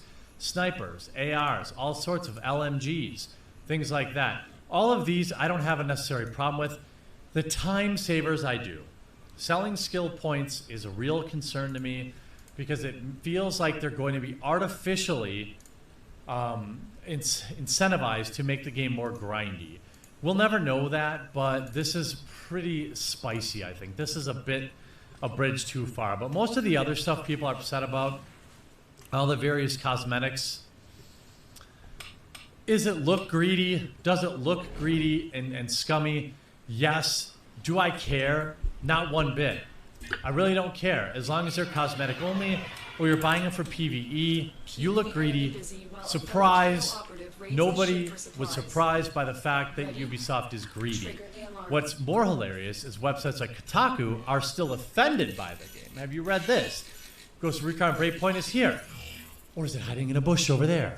And you know if Heather Alexandria is writing it, you know it's going to be trash. I've played 5 hours of Breakpoint today, walking up, diving right into the action. On one hand, it's a surprisingly chewable and chill action game. The other, I feel like I've been there before. Breakpoint isn't a game out to shatter the mold. Instead, it wants to slide comfortably into it. That's great if you're looking for the same tactical action that you played in a military type game before. Well, you basically played Breakpoint. No amount of user interface overhauls, big name actors can change that. I'm in it for the long haul, but some initial thoughts. Starts with, okay, the bar is admittedly low here, but in 2017, Ghost Recon's Wildlands had some serious problems with its setting in the villains.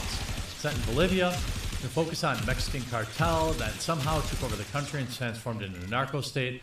It was sleazy and we didn't like it, with caricature Mexican gangsters traipsing around Bolivia. It wasn't much like Bolivia at all, and it was so bad that the country of Bolivia filed a complaint to the French embassy.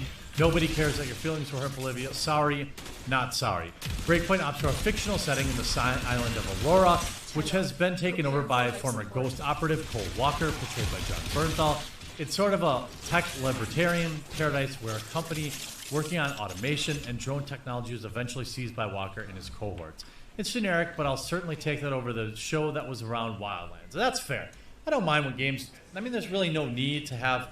We saw this basically with Kojima's title coming up, Death Stranding. He's got it kind of in this fictional land.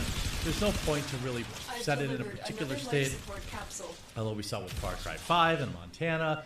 I don't know, if you live in the area, it does kind of add a little to it because, hey, I've been there before, or hey, I know what Montana's like. Hey, this looks like Montana. Hey, it doesn't. But, you know, Kotaku's still offended by it. Ultimately, the game will stand on its own, whether or not the game is good. These type of microtransactions start to make the game look a lot more like it is a free-to-play game, which is sad because you can spend up to $100+ on your version. You see the original thread that started it all. As I have the Ultimate Edition, I'm able to access the game right now. I've taken several screenshots of the store. Most cosmetic items are bought with ghost coins, that's the in-game currency. Figures such as wolves and individual armor piercers are only purchasable with ghost coins. Now this is the premium currency, and this makes me mad. In the closed betas, the items are misleadingly labeled locked to make sure nobody will have a bad impression. They can grind armor pieces in the game.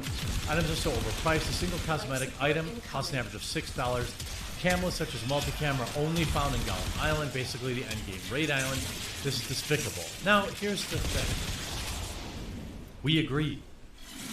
$6 for skin is dumb. Ubisoft, why not price it at $1 so everyone could get it?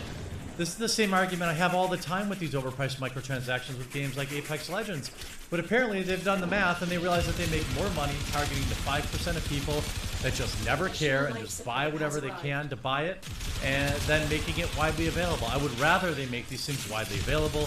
Obviously have issues with a possible grind that this game might lead in that we'll never really know about, because now you can buy the in-game currency with the premium currency. So you're incentivized now, okay, I can buy more in-game currency, so I can buy more customizations.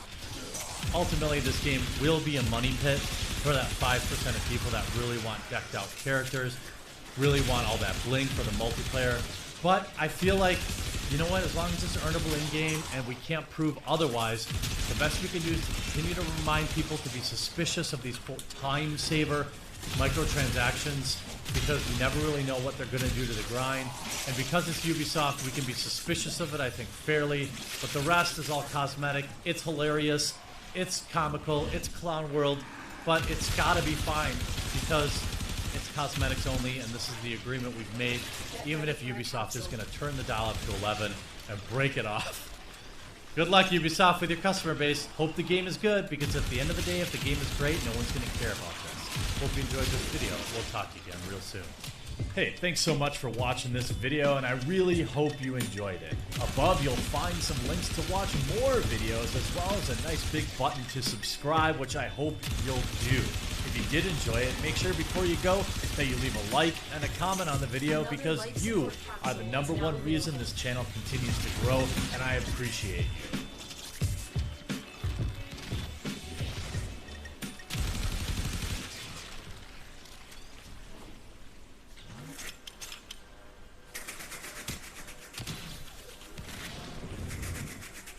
Major breaking news in the Hong Kong story. A police officer fired a live round, point blank, into the chest of a protester. Now I understand it's contentious, Some people are saying they were hitting the cops were defending themselves.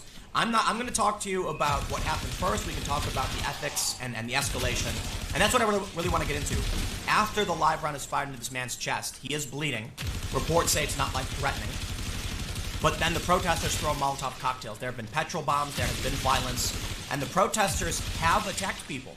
And the police previously fired warning shots, sparking fears that this is exactly what's going to happen. So here's the story from the BBC. China anniversary, Hong Kong protesters shot by live round. Now here's the thing. I have this video pulled up, which it's really hard to make out at any rate exactly what's happening, but I'm going to show you right here. Yeah, for those that are listening, I'll just describe it. We can see this officer here on the right of the video with his arm extended. He's holding what I believe is the standard, the police issue revolver we've seen in photos. So I have another, so I'll just explain this. You can see this man right here in front of him with a shield and a stick. You hear the bang, and then people start to run. This guy falls down, and later in the video you can see him with blood on his chest. I can't show that, this is YouTube, but I do have the tweet, the video is up on my YouTube channel, I'm sorry, on my Twitter account, twitter.com/timcast. But I'm sure you can find it in other places. I'm sure other people can post to YouTube. I can't. I have intense scrutiny on me by YouTube. If I show an image of blood and gore, I can get in trouble on the channel. So, but we've seen these photos. This is a photo from August 26th. The Hong Kong police, they're holding their, I believe they have a standard issue revolver because they also tend to be holding the same guns. And the story says, Hong Kong police fire warning shot during night of violent clashes with protesters. So it's China's anniversary. Donald Trump has just tweeted, great, good on you, China, or whatever. And a lot of people are a bit concerned that it's kind of a, Trump's between a rock and a hard place. I gotta admit, Trump is trying to, there's a trade war, okay? There's a lot of issues with China, to put it simply, and Trump has to maintain positive relations in the face of all of the negativity. Now, the protesters in Hong Kong, they're democracy protesters. They've gotten violent. Police have responded by escalating the violence with live bullets. We're getting now to the point where you will see people throwing Molotov cocktails at cops, police firing warning shots, and then escalating to the point where they retaliate with live rounds. Tell me which is right, I don't know. When you have a circumstance where it's peaceful protesters with umbrellas and the cops come in with weapons and start beating people, it's fairly clear who's in the wrong. The people have a right in any country, anywhere, to challenge the government, to challenge the systems that tried to put them in place. That is a human right, at least in my book. People have a right to dissent. But when it escalates to a certain point, protesters begin fighting back. They say, well, they have no choice. It's often what we hear in the U.S., and it's hard to know where that line is. You see some of these protests in the U.S. recently. The problem with this, they're not protesting the government, the Antifa types. They're protesting people, citizens. And they're not protesting against authority. They're imposing their will on others. It's very, very different. During something like Occupy Wall Street, I don't think you had necessarily the critical mass, but you didn't necessarily have as much violence. So when the police come out and intimidate, threaten, and shut down protesters, well, at a certain point, you have to figure out which side are you on. And the protesters like singing that song, which side are you on? And it's funny, because whenever I hear the protesters sing that in the U.S., my response, just in my head, I'm like, not yours. The police are clearly not in agreement with whatever it is you're trying to do. How do you not realize that? They don't care about your side and what you believe. The reason this is different, and why I referenced what happened in the U.S., is we're at a point now where there are like 1 million plus people who have been protesting consistently, and the violence has escalated. The people of Hong Kong are not armed, in a sense, they don't have firearms. They do have sticks and shields. They do have Molotov cocktails, so they do have weapons. I guess technically say they're armed, but I mean to say they don't have firearms like the police do. What do you do? Who's right? If you're protesting against communist China and the police are shutting you down and they're beating you, what do you do? Do you push back? Do you give in? Do you throw Molotov cocktails? I honestly can't tell you what the right answer is because there's a line. There really, really is.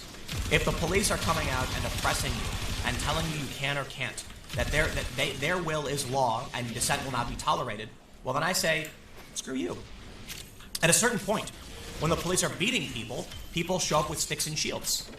And then police retaliate by escalating. And I don't know what the solution is. Escalation is, when something's clear-cut like a criminal, You know, the cops come out with guns, so the criminals wear body armor. Yeah, we understand why that's wrong and it's dangerous, and something needs to be done to figure out how to de-escalate that. But in this instance, can you fault the protesters for resisting the Communist Party of China? The answer is, well, I should say first, for the most part, your opinion. I honestly don't know. For me, I say screw the Chinese Communist Party, right? That's going to get me in trouble, sure, but I don't plan on going to China anytime soon, I guess. No, but I mean, look, it's a challenge for a few reasons, and I can't say who's right or wrong. I can't say I'm not going to ever say anything nice about the Communist Party of China. But the protesters have won. So here's the thing. This is what usually happens with these protests, and this is what makes it the morality of the situations is murky, difficult, and I would prefer not to align with anyone. I will stress that the protesters have been using Pepe and waving American flags and British flags, singing the American anthem and things like that, because they believe in freedom, because they're a former colony of Great Britain, of the UK, I think. And now that authority's been handed over to China, China's trying to impose their will over Hong Kong, which is resisting. So, and let me stress too, I'm far from an expert on what's happening, but here's the thing. This was caused by the proposal of the Fugitive Offenders and Mutual Legal Assistance in Criminal Matters Legislation Bill of 2019. Alleged misconduct by the Hong Kong police force against protesters. This started because of an extradition bill. They protested. Police beat people. Then they protested more. They also say in Wikipedia it was the failure of the 2014 Umbrella Revolution. So here's the thing. We see this so much with protests. The government will say, hey, we're going to do X. The protesters say, don't do X. The government resists. After a month of protests, the government backs down, and the protesters refuse to stop, now making more demands. And that's the big challenge. At what point do you say, you won? You've won. The extradition bill's out. What more do you want? Well, now they want this. Full withdrawal of the extradition bill from the legislative process. Retraction of the characterization of the protests as riots. Release and exoneration of arrested protesters. Establishment of an independent commission of inquiry into police behavior. Universal suffrage for legislative council and chief executive elections. Resignation of Carrie Lam. Now here's the thing. These demands are almost the same we see with the protests in the United States. And this is why things are rather tricky. When the protesters came out and beat a journalist, I don't know, look, it's complicated, I don't know all the details, but we've seen people stomped and beaten by the protesters. And that's wrong. It's absolutely wrong. The police firing around point blank into someone's chest is as wrong as you can get. I get it. They were beaten, they were throwing Molotov cocktails, but live ammunition is not necessary. And boy, was that a huge mistake. I assure you, this shot to the chest is going to, it could potentially be that shot heard around the world. A protester pushing back against police with sticks and batons, and the police also have their sticks, and he got shot in the chest. Listen, I see people tweeting that, yeah, but they're throwing Molotov cocktails, what are the police supposed to do? And the answer is not shoot somebody in the chest. It's that simple. This is why we use less lethal munitions in the United States. We have beanbags, we have rubber bullets, because they're effective, and they can stop people. They can seriously injure and potentially even kill people, but they're much less likely to. I don't see why these cops have to have live ammunition. Go ahead and argue. I just don't see it. It's interesting. It's really, really interesting to see that there's more conservatives in support of this, and this says to me that a lot of what's happening is really about tribe. The Communist Party of China has a lot of support from the far left. I kid you not. I've seen it on Twitter. These articles popping up. These activists defending them. In the last video I did about Hong Kong, I showed you posts from Facebook where people are saying, because Tim Pool supports the protests, I support the communists or whatever. And it's like, but then you also have actual, communists in the US who are now looking at China and just defending the government, what they're doing. And it's so weird to see the left use the same arguments the right does to defend the police. This is why I don't care for tribes. In reality, people are just going to choose who they trust. And what am I supposed to tell you? Where's the morality? I don't know. I will say, I don't know for you. I can say, don't shoot somebody in the chest with live ammunition. That's a fair shot. Don't throw a Molotov cocktail at police. That's fair too. I understand showing up with sticks and shields when the police are beating you. But at a certain point, you have to ask the question. A lot of people on the right like to talk about how we need the Second Amendment to push back against government tyranny. Would you respond in kind if you saw police shooting someone in the chest? I think the answer is an overwhelming no, you wouldn't. It's a very, very complicated situation. It's very political. I do not see a circumstance, for the most part, where American citizens take up arms against the government for any reason. Seriously. I mean, there's the extreme case where you get these, stormtrooper soldiers marching through the streets and just, like, executing kids or something. But I'm talking about, like, in the realm of real life. Imagine these protests break out with 1 million people in big cities, and the cops are fighting. Do you think that, a right-winger would take up arms against a cop who's defending himself against Antifa? It would never.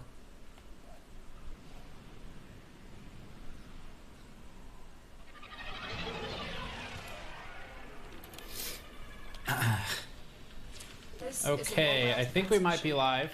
I am doing this one without a camera operator today, so let me know if you can hear everything and see everything okay. We're going to be covering a news announcement that I just traveled about 14 hours for, and then the embargo was pulled forward to lift at the time when I was getting off the plane back home. We'll talk about that more in a moment. Let me know if you can hear and see everything okay, and we'll get the show on the road. Let's see, let me mute my system sound here too, so you don't get Discord notifications. Okay, we're live.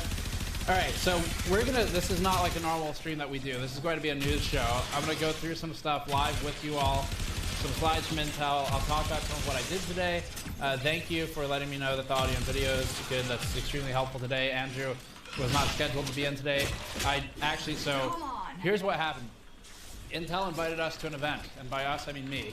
And the event was in New York City. We are about 2 hours flying away from New York City. So I got on a plane at 4:30, or actually woke up at 4:30 in the morning, got on a plane at about 7 maybe, landed there at about 9 a.m., went to meet them, which took a while because of the car and New York City, met with Intel at 11 a.m., the meeting was done at 12 p.m., I went to the airport, so I was back at the airport within 2 hours of landing at said airport to do this meeting. Just got home. So my day started something like 14 plus hours ago. Anyway, the reason this is a live stream instead of a normal announcement is... Terminal hacked. or a normal news video, is because Intel pulled in its embargo. Intel panicked, and I think the thumbnail says Intel panics. The title says something like how not to announce a product. There's a reason for that. Reason number one, those things are true. Intel did panic a bit at the leak that went out through videocards.net. That leak is accurate. We're going to talk about it. And instead of leaving the embargo as is, or maybe pulling it in a little bit, Intel ripped at the rug that all of the media were standing on and toppled us all over, and has pulled the embargo lift time, that's the time at which we were allowed to officially cover the news, to about an hour ago. So that's my day. But anyway, Intel did properly panic at that. Intel's also got an interesting reaction to AMD's pricing. And full disclosure, yeah, let me tweet this out. The how not to announce a product titling here is in part because, like I said, I just spent my whole day traveling and I pay for the tickets. We pay for those now ourselves. So I am in fact trying to get people to click on this video. So there's your full disclosure, because I don't want this entire day to be a waste. We are live talking about how I wasted 14 hours. Tweeting this out. I've got a code I just made on the store as well. Gotta go to store.gamersnexus.net. The code is, I think it's in the bottom of the screen. It should just say, Steve wants to die. It'll give you 10% off the store if you use that code. And I'm sure my distributor will probably give me a call when he sees the orders coming and say, Steve, what's going on? So anyway, that's the code for today. We are live to talk about the Intel announcements and how Intel panicked in making said announcements. Okay. Come watch. All right, cool. So that's going to be tweeted out. All right. Let's start going over this stuff. I'm going to check on chat. How's chat doing? Be nice if they're X299 compatible. They are. They are X299 compatible. In fact, thanks David Thomas for that. $20. Nothing to say, just want to support the channel. Thank you, I appreciate that. So, any thoughts on chat so far on how the Did you try this also from New York City? I didn't get to do anything in New York City. I got off the plane in New Jersey, in EWR. I got into a cab. I arrived at the Intel meeting location. I met with Intel for, well, I thought it was going to be 60 to 90 minutes was what my expectation was, and I was told 30 to 45 minutes. And then I was really like, guys, I really hope this is good. Anyway, it was great meeting the people. Meeting the people for the Intel event was worth the time, but the news announcement, unfortunately, was not. And that's because Intel has reshuffled how it's decided to do this announcement. All right, so let's go over this. I'm going to try something I haven't done before soon. CC, I just doubled my Patreon amount. Stop whining. Thank you. If I may request this, CC, I know you're a regular viewer. We really appreciate you. Can I please request that I can continue whining just for the stream? Just this one, please. My title depends on it. Okay, will there be a new chipset? No. So I'm gonna try putting an image on the screen. Let me know if you stop being able to hear me when it goes up. I haven't done this before. What? Can you see that, and can you still hear me? So this, yes, you are getting a first impression. This is properly a first impression, to answer the question in chat. And will you ever sell GN logo stickers? We do. They're on store.gamersnexus.net. Can you still hear me? Please answer that question, and we'll start talking about this slide. So, and also, sorry, my nose is running a bit, but like I said, I've been flying all day, and I didn't have time to fix it. Okay, still works. Thank you. Appreciate that. Okay, so the announcement. This is an Intel official slide. I am allowed to show this. So what you have here is the Core X series. These are, in fact, the real names. The names are actually, hey, Patrick, let me get your first take on these names. We're going to bring Patrick out here. He did not go to New York with me. He's been working here all day. And he's not mic'd, so I'm just going to hold my mic over to him. So Patrick, the names of the processors are i9-10980XE, i9-1040X, 1020X, and 10000X. No, wait, sorry. 10900X, 10920X. Where did the 40X and 20X come from? Well, what? Like, they're keeping with the theme. They're going from like 9 to 10, but I don't. So that's the core count. Okay. Which I would expect no normal consumer to know. And then they haven't done that before, right? Have they? They did with the 7000, but I guess the real question is, how do you feel about having 1, 2, 3? How do you feel about having 5 digits and 2 letters in a product? Sorry, 6 digits and 3 letters. I feel great about it. The more information you put in the product name, the better, and the easier it is to market. Yes, that's correct. The more information, you heard it here first. The more information you can put in the product name, the better. We're hoping Intel announces the Intel Core i9-9980XE 3.14 edition next. All right. Okay, let's get that image back up. I realized I should have hidden it earlier. So, yes, the names are real. The naming is i9, obviously. The 10 is the generation. 980XE sticks with 9980, 7980XE naming. That's an 18-core. It's a 165-watt TDP. TDP is a pointless number from both AMD and Intel, but we'll talk about that more later. And 4-channel still. DDR4 2933, so it's gone up in official support from 2066. And then that is in fact a change. You can go higher than that with XMP, but that's official support. The pricing is a big change here, so if you look at that price column, $1,000 now for that the 18-core 10980XE. So that's the big news then, is the price. The price, oh, I haven't plugged our sponsor yet. Sponsor for today's video is the Gigabyte X570 Master motherboard. The X570 Master is what we used for all of our Ryzen benchmarking for the 3000 series. I used it for liquid nitrogen overclocking and was pretty successful with it. We did end up getting to finally about 5.2-ish, 5.3. Sorry about the crinkling. All right. So if you would like to pick up a board that we've battle hardened the Hey Patrick, can you get me an X570 Master Box? I got the Elite by accident. The Elite's still fine though, if you want something more affordable. Thank you. Anyway, that all hardened. I've got a link to it in the description if you want to pick it up, and that'll be our sponsor for the stream on this one. I need access So, to a terminal. I think we have one. Oh, okay, that works. I'll let you put it on the table. Thank you, Patrick.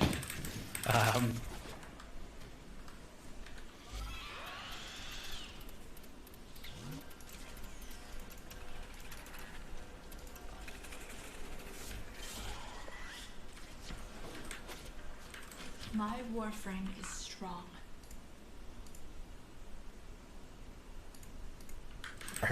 Don't tell me. Stop spamming. Just hide. Okay. So yeah, the Intel issue right now is pretty straightforward. It's that Intel's got some pretty easy ways to recommend it at the high end. 9900K and 9700K. Getting the names all mixed up now. Thanks, Intel. Location reach. Those two are pretty, Drop me in the right scenario, they're easy to recommend because it's kind of hard to beat the gaming performance, and AMD is extremely competitive. It's effectively killed the i5 category in our opinion. We never recommend i5 basically ever now. So the only reason to get it is the IGT. Maybe, if you can find a use for that, sure. But the R5 3600, pretty unbeatable at this point. At it's in its category. The 3600 versus the 9600K, it's about a 13% performance delta favoring the 9600K. So Intel is favored there. But the reason we've stopped recommending the i5 is because even though there's a performance advantage in gaming, sometimes there's a few issues. One, you throw away half the spread count. That does matter. If you do anything outside of gaming, basically ever, it will largely impact your performance. With a 3600, you can do really well with something like Premiere. And a lot of people do get into some basic level content creation. But let's say you don't do any of that, you only game. The problem we have with the i5 is that when it does poorly, it does exceptionally poorly. And that's because of frame time variability, where modern game engines will use upwards of 8 threads without much issue these days too. They implemented it years ago, game developers have finally caught up, and if you're getting buffering, do Control F5. Saw that comment. And so the problem then with an i5 is really that despite an average lead in games, when it's bad, it's really bad. And the R5, although behind on average the game in raw frame rate, is more consistently good and something that you can more consistently rely on for a decent gaming experience. So Intel has lost the i5 category as far as we're concerned. And that leaves Intel with the high end. And Intel, I was getting a little nervous for them there because the 3900X is starting to compete there too. So AMD's next launches are really going to rip that away from Intel pretty fast if Intel can't respond and do something more than a refreshed 9900K. And you're basically watching a live news report right now. This is kind of how we would do it on camera, and then we'd edit it down. So the 9900K then will now have a companion above it, a 10-core CPU, and that should give Intel a bit of a safety net as AMD continues to compete in that high-end category. It's $90 more expensive than a 3900X, and it's more expensive than a 9900K, obviously, but it's cheaper than the $1,000 price point of the 7900X originally, and that's a big deal for Intel. It's going to be tough to compete though, so that part does look pretty promising, that 10-core part. It's interesting, it's within realm for high-end enthusiasts, people who can actually afford that extra couple $100. It's not like the 9980XE where $2,000 you've now exited the category where people who are willing to spend a lot of money on a really cool gaming computer are willing to spend that money. You've exited that category and entered a different category altogether, and that was the problem with AGDP. So, yes, the stance has changed. i5 used to be quoted by us and everyone else as enough for gaming.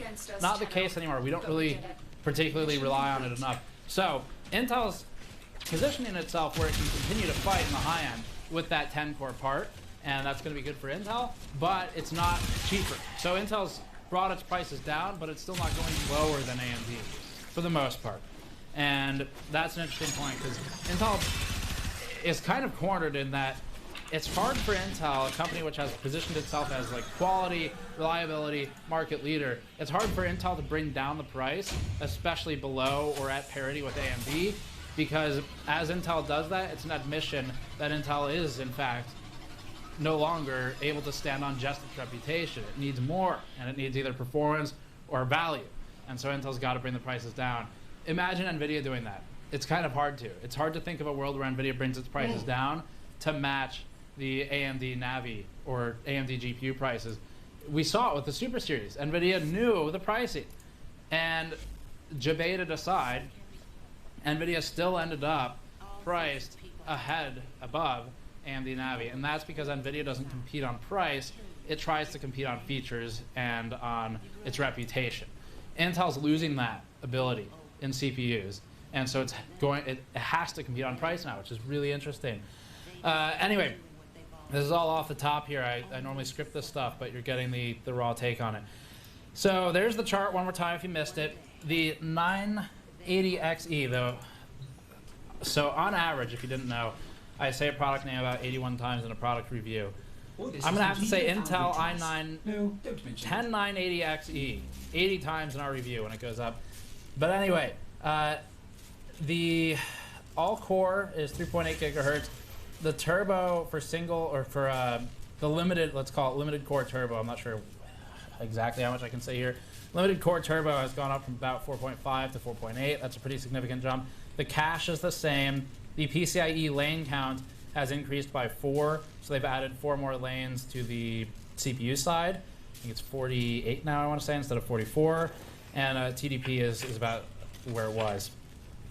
So that one, I'm actually genuinely very interested in the 18-core. I liked the 18-core CPU a lot when we worked with it, but the value was really tough. But as a product, in terms of performance, it was pretty fun to work with, and overclocking really fun to work with. It's just that making that jump from fun to work with to worth buying is a really big jump. And at $2,000, we had limited recommendations. Before AMD did its more recent launches, it was easier to say, you know what, super high-end video production machine enthusiast, yeah, sure, go for it if you can afford it. Go for it if you're making money off of this processor, off of this computer. But if you're not making money off of the product, then it's kind of hard to justify. So that's changed though at $1,000. We'll see. Depending on what AMD, this all now hinges on AMD and the next Threadripper launch. That's it. So Threadripper currently versus an 18-core from Intel for $1,000 with a frequency advantage and some other advantages, it is a favorable battle for Intel, where Intel can actually look pretty good. What we don't know is Threadripper 3000 pricing, and we know some of the specs, but we don't really know the performance and how it correlates with those. So that's going to be the real battle to look at, is how do these compare. They're launching in November for both products. So yes, they're still on 14 nanometer. This is Cascade Lake. It's not Skylake X. It is functionally a refresh, but it's cheaper. So one big question there is, what kind of margin did Intel have before? But anyway, let's do let me hit a couple super chats really quickly. There's not many of them. I'm going to try and keep them low today. So first one was Redith, and I'll do the next slide in a moment. The first super chat was, here you are, from Redith Graham, $5, thank you. So I guess I should return my 9900X I just bought for the same price as the 10900, I misread that. These names are, Intel, if you're watching, and I think probably someone from Intel is watching because they know I was really pissed off at how this happened.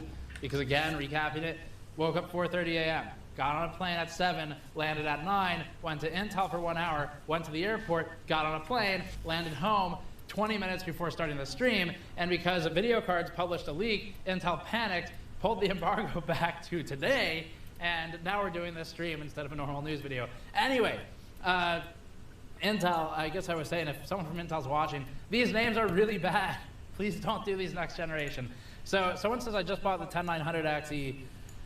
Should I return it? Honestly, so the downside to the 10 series that the X series is going to be mesh.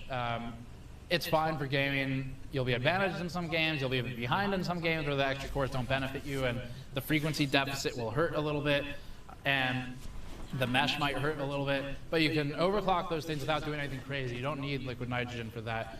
You can just do a base level mesh overclock with water cooling, and you can get pretty good performance. Now, I haven't tested the part, so I don't know exactly where it'll perform. My instinct, though, in response to your question, would be unless you need a system now today, I would return your 9900X you just bought and grab that 10 series. But I don't know what the availability will be of the 10900, and I haven't tested it. But that's my instinct to answer your question. That's what I would do. X299 boards, there will be new boards coming. I know of some.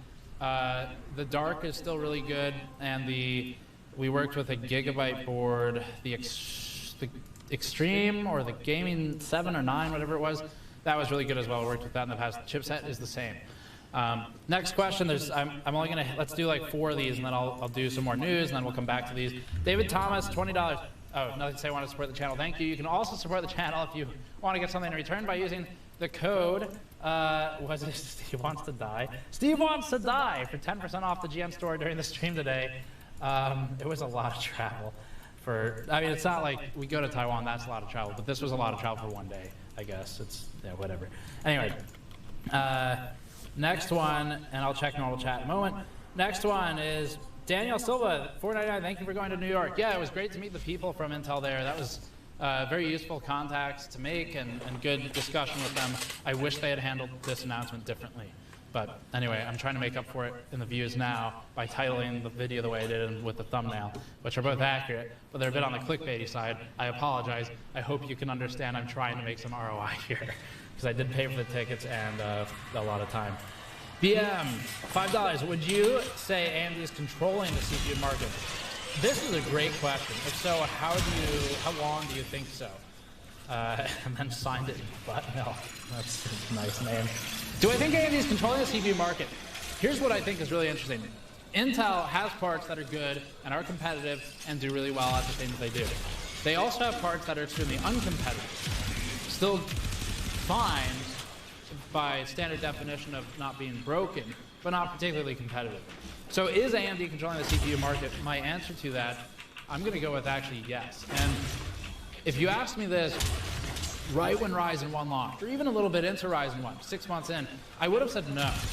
The reason I would have said no is because AMD at that time was still preparing for its next launch as a response to what Intel was doing. The 9900K didn't exist yet. So AMD, it was a really interesting situation. AMD had finally a product that was pretty good and competitive, but it had a massive market share deficit. It had a deficit of people understanding the product. It had problems with BIOS. It had problems with partners and liquid cooler availability, air cooler availability, all kinds of issues. So AMD, with Ryzen 1, did not control the market in any way whatsoever. AMD had to follow Intel and try to respond. Intel, as is evidenced by, again, and this is a great question, DM, thank you. As is evidenced by this slide, AMD, I don't think I even have to make a case, is controlling the market. Those price drops, 50%.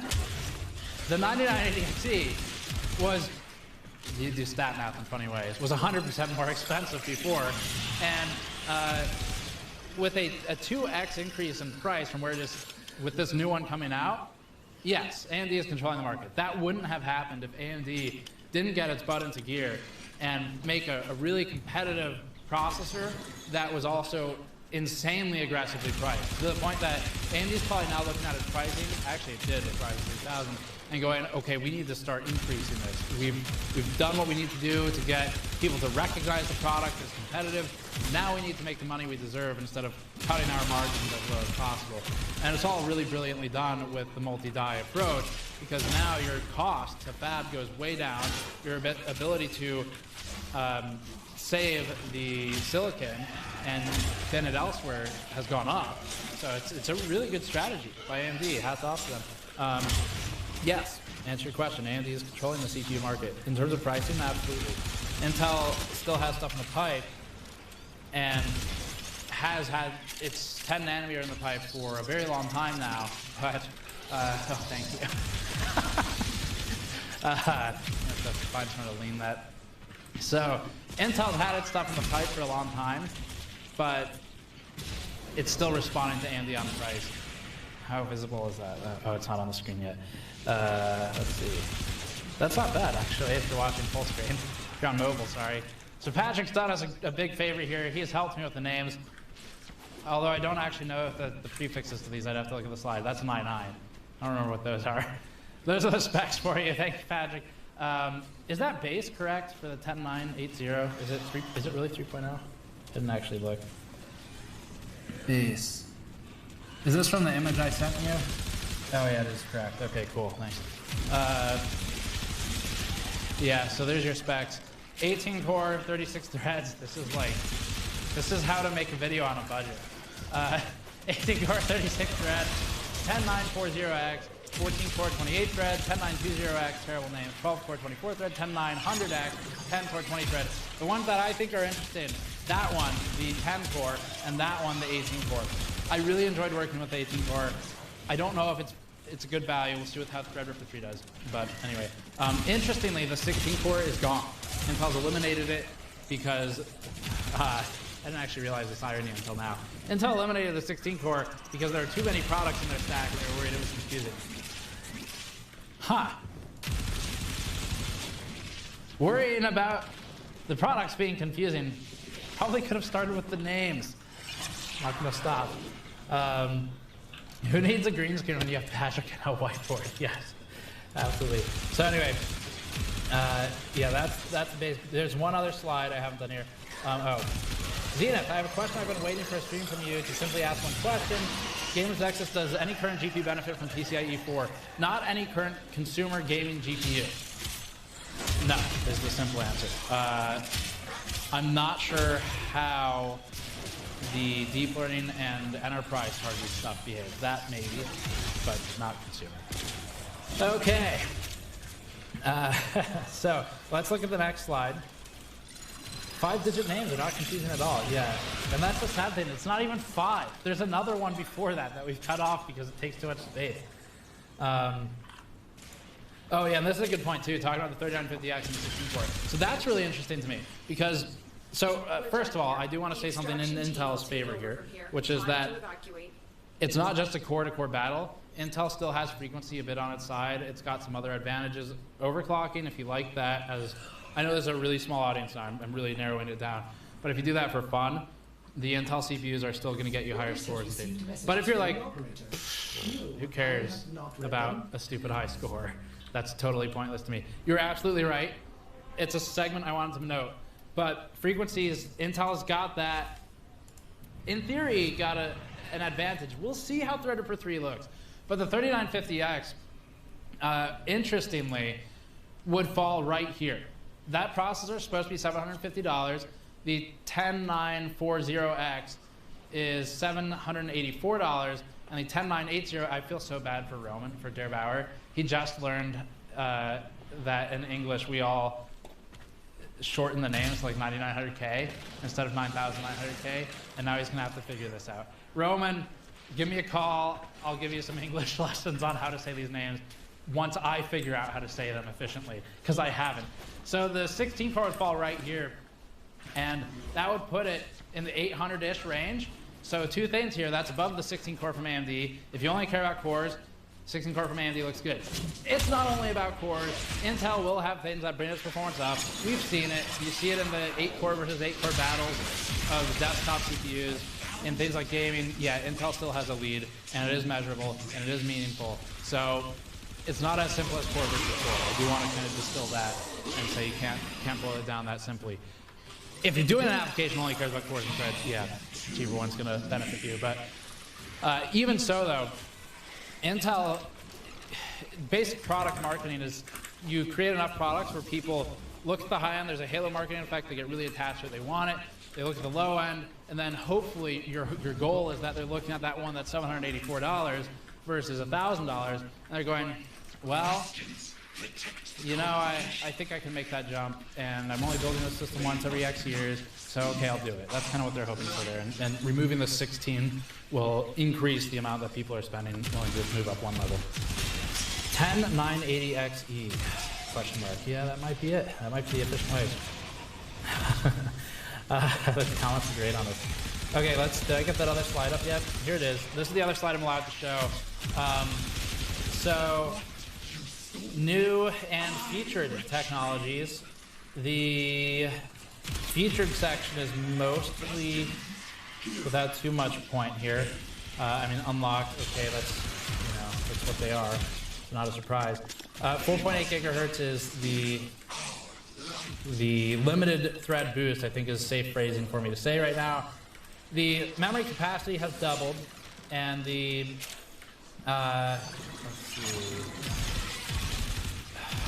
deep learning boost is something we'll have to talk about separately. I don't know how much of that is marketing AVX 512 stuff versus actually new. And the PCIe lanes have increased in total by 4. The Ethernet controller is now 2.5 gigabits per second, which, if you're kind of asking what's the point of that, I can absolutely see why you asked that, and I kind of fall in that category too.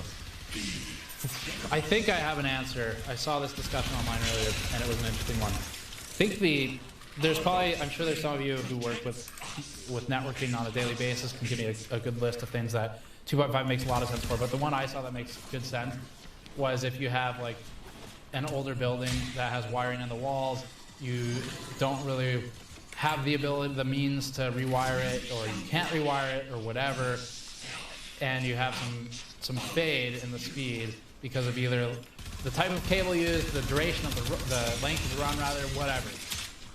Maybe at that point, 2.5 makes enough sense where you're not buying a 10 gigabit card because you can't get 10 G speeds, but you can get more than one, and so you fall in that middle category. I don't know. That's kind of one of the better explanations I saw, but anyway, that is actually noteworthy. The Wi-Fi 6 in there. So maybe use Roman numerals for the Intel 10 series. Oh, God, that's depending on how we use it. If we spell it out as the full number and not just digits, then that would be terrible. Okay, yeah, so that's it. Let's do some more questions here, and then I will. Someone said good analogy. I appreciate that. I wish I remember what it was that I said.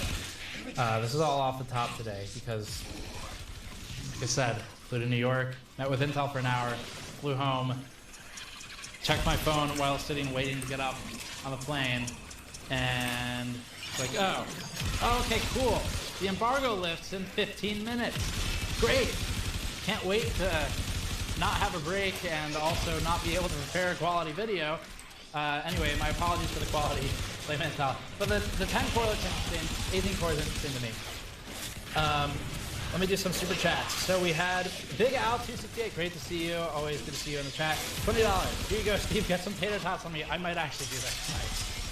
I haven't eaten yet since I landed in New York at 9 a.m. So that was one of the reasons I was annoyed at this, because I didn't get a chance to go grab food first. Irish Giant, $2. What CPU are you using? It is not the 7980XE. Trying to bring that meme back. I want to put it in the system. It was a good CPU. It really is. Value wasn't great, but it was really good performance, genuinely. So as much as the Intel's been taking the brunt of the joke here, has been the butt of the joke, rather. Wishbone, $2. I'm more excited for next gen Neo Go or Neo Geo maybe than Atari VCS. Well, I'd be happy to look at either of them if Atari VCS ever happens. Zach D, $20. Flights aren't cheap. Just finished an X299 build on the 9940. Wish I waited. Yeah, you know what else isn't cheap is that build. But the good news is there's not too much point in feeling a bunch of buyer's remorse over it because the parts you decided you wanted those and you thought they were good for your use when you bought them, and that's still true now. So you did get screwed a bit on the pricing. For which I am sorry. There's nothing I can do, obviously. But I didn't know about the prices until today either. And let's see. Whiskey Omega, $5. I'll double my Patreon and keep whining. Okay. I'll do that. Thank you. I think he messaged us about the Aqua also. I'm not sure on that. I'll let you know. Shipping would kind of suck. Benji, 7425, $10. Thanks for being the best source of hardware news I know of. Keep up the good work. If you think this is a great source of hardware news, I apologize, because this, by our standards, is lower quality than we would like. But I think it's still been pretty fun, because unlike normal news videos where I compress it down into a pretty dense script, 20 minutes or less, it'd probably be 10 for this announcement, really. This one, we got some really good questions from chat, so thank you. It made the stream, a lot more interesting, especially that one about, do you think AMD controlled the CPU market? Great question. So we get some fun discussion here we wouldn't normally have, and that's thanks to chat. But thank you for the support, Benji, much appreciated.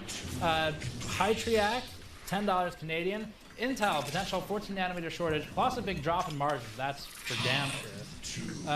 Equals Intel will only provide thin supply of Cascade Lake X, making this nothing more than a PR stunt. I'm curious about how right you are. That's reasonable to forecast. We'll see. We'll see. I mean, you've got some good foresight there. You might be right, but we'll see. Jennifer Roger, $10. Thank you. No message, but thank you very much. Bob Flanders, $5. Hi, Steve. Did you make this on an i9-10009890XEEEE? No, I actually used the i9-35. I used the i9-8675309. There we go. I forgot the first part. I forgot the word. Okay. So let me grab some more. Any questions about some of this stuff? Let's see. Oh, David Powers. Spoiled GN shirt came in the mail today. It looks great.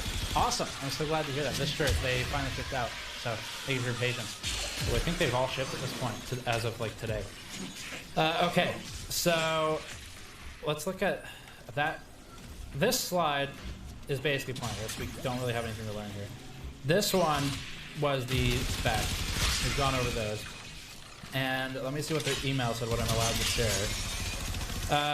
So I'm just going to read the email, other than the part that says what not to share. So the email basically said it was sent 2 hours ago, which is when I was on the way down in a plane. So it was probably about 20 minutes from landing at that point. So the email said, as you have seen by now, an online site has leaked information on the X series that you've recently been briefed on. The site was not briefed, no kidding. As a result, we have decided to lift the embargo early on the X series information you have been briefed on. To be specific, we are moving up the embargo information on the X series listed below only.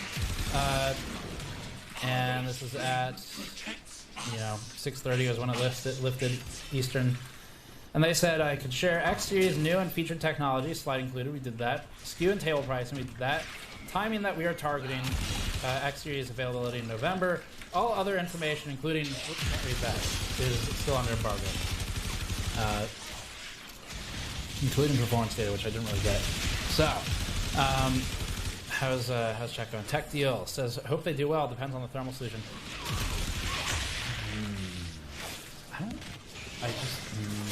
Yeah, the thermal solution, it would make sense if Intel continues on the marketing path they have with STEM. We'll see. I can't really talk about that though.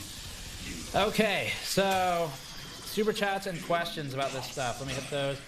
Oh, and I'll also note, if you want to pick up an item from the store to support us and the 14 hours I spent flying to then not have enough time to prepare coverage of the thing I flew out for, you can go to store.gamersnexus.net, pick the items you want, and to get 10% off of the whole order, you can use the code Steve Wants to Die at checkout. You'll get 10% off in exchange for my suffering today. Thank you for the support. I saw there's only like 13 orders or something earlier that I really appreciate. Thank you. And those we're shipping as they come in. So, okay. Message from AS90, $5. Thank you. Just bought a new car, a Renault Zoe. Will buy a GN shirt. Toolkit mom that soon. Love the content. Hashtag Slack. Hashtag Sunderland till I die. Well, thank you. I hope you enjoy the new car. I haven't. The only stuff I know about Renault is from when I watched a lot of Top Gear back when it was still Top Gear. Grand Tour Season 2 is really good. I haven't watched the more recent one or two. Jun Yan Liu, $4.99. Thank you. No message. Doctor Who 867509. Damn it! The number I wanted to use was right there all this time, and I didn't see it. What will this do to the tater tot market? Well, Doctor Who 867509. First of all, you will probably be receiving a cease and desist post-haste from Intel for use of their next product SKU, the Intel i9 867509, which will, of course, be an 8-core 67-thread processor at 309 gigahertz. Separately, the tater tot market is quite stable. I have confidence that it will not be interrupted by this announcement. Will the processors still be able to cook tater tots as effectively? What tater tot compound will be needed? I'm sure they would. You could probably get a good thermal interface to a frying pan, run it at like 1,000+ watts, and get decent heat to it. I don't know. Arlen 3, 528. Jesus loves me. Well, thank you, Arlen. I do. Corey Swan, $1. Thank you. Redith Graham, I meant to say 10980XE, $2 in response to the earlier message. Oh, they want to buy the 10980XE, not the 10900XE. Damn, you spent $1,000 on a 9900K. Yeah, I would return that. Someone somewhere in a place, $5. What are the chances of a Gamer's Nexus desk-sized mouse pad? Great question.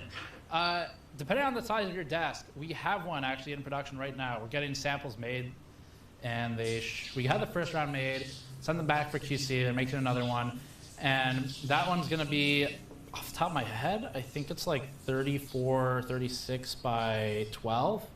It's pretty standard size, so it's not like the mod mat here, that's 4 feet by 2 feet. And sorry for using inches, that's off the top of my head what we use. But it'll be kind of like similar size to the medium mod map soon for that one.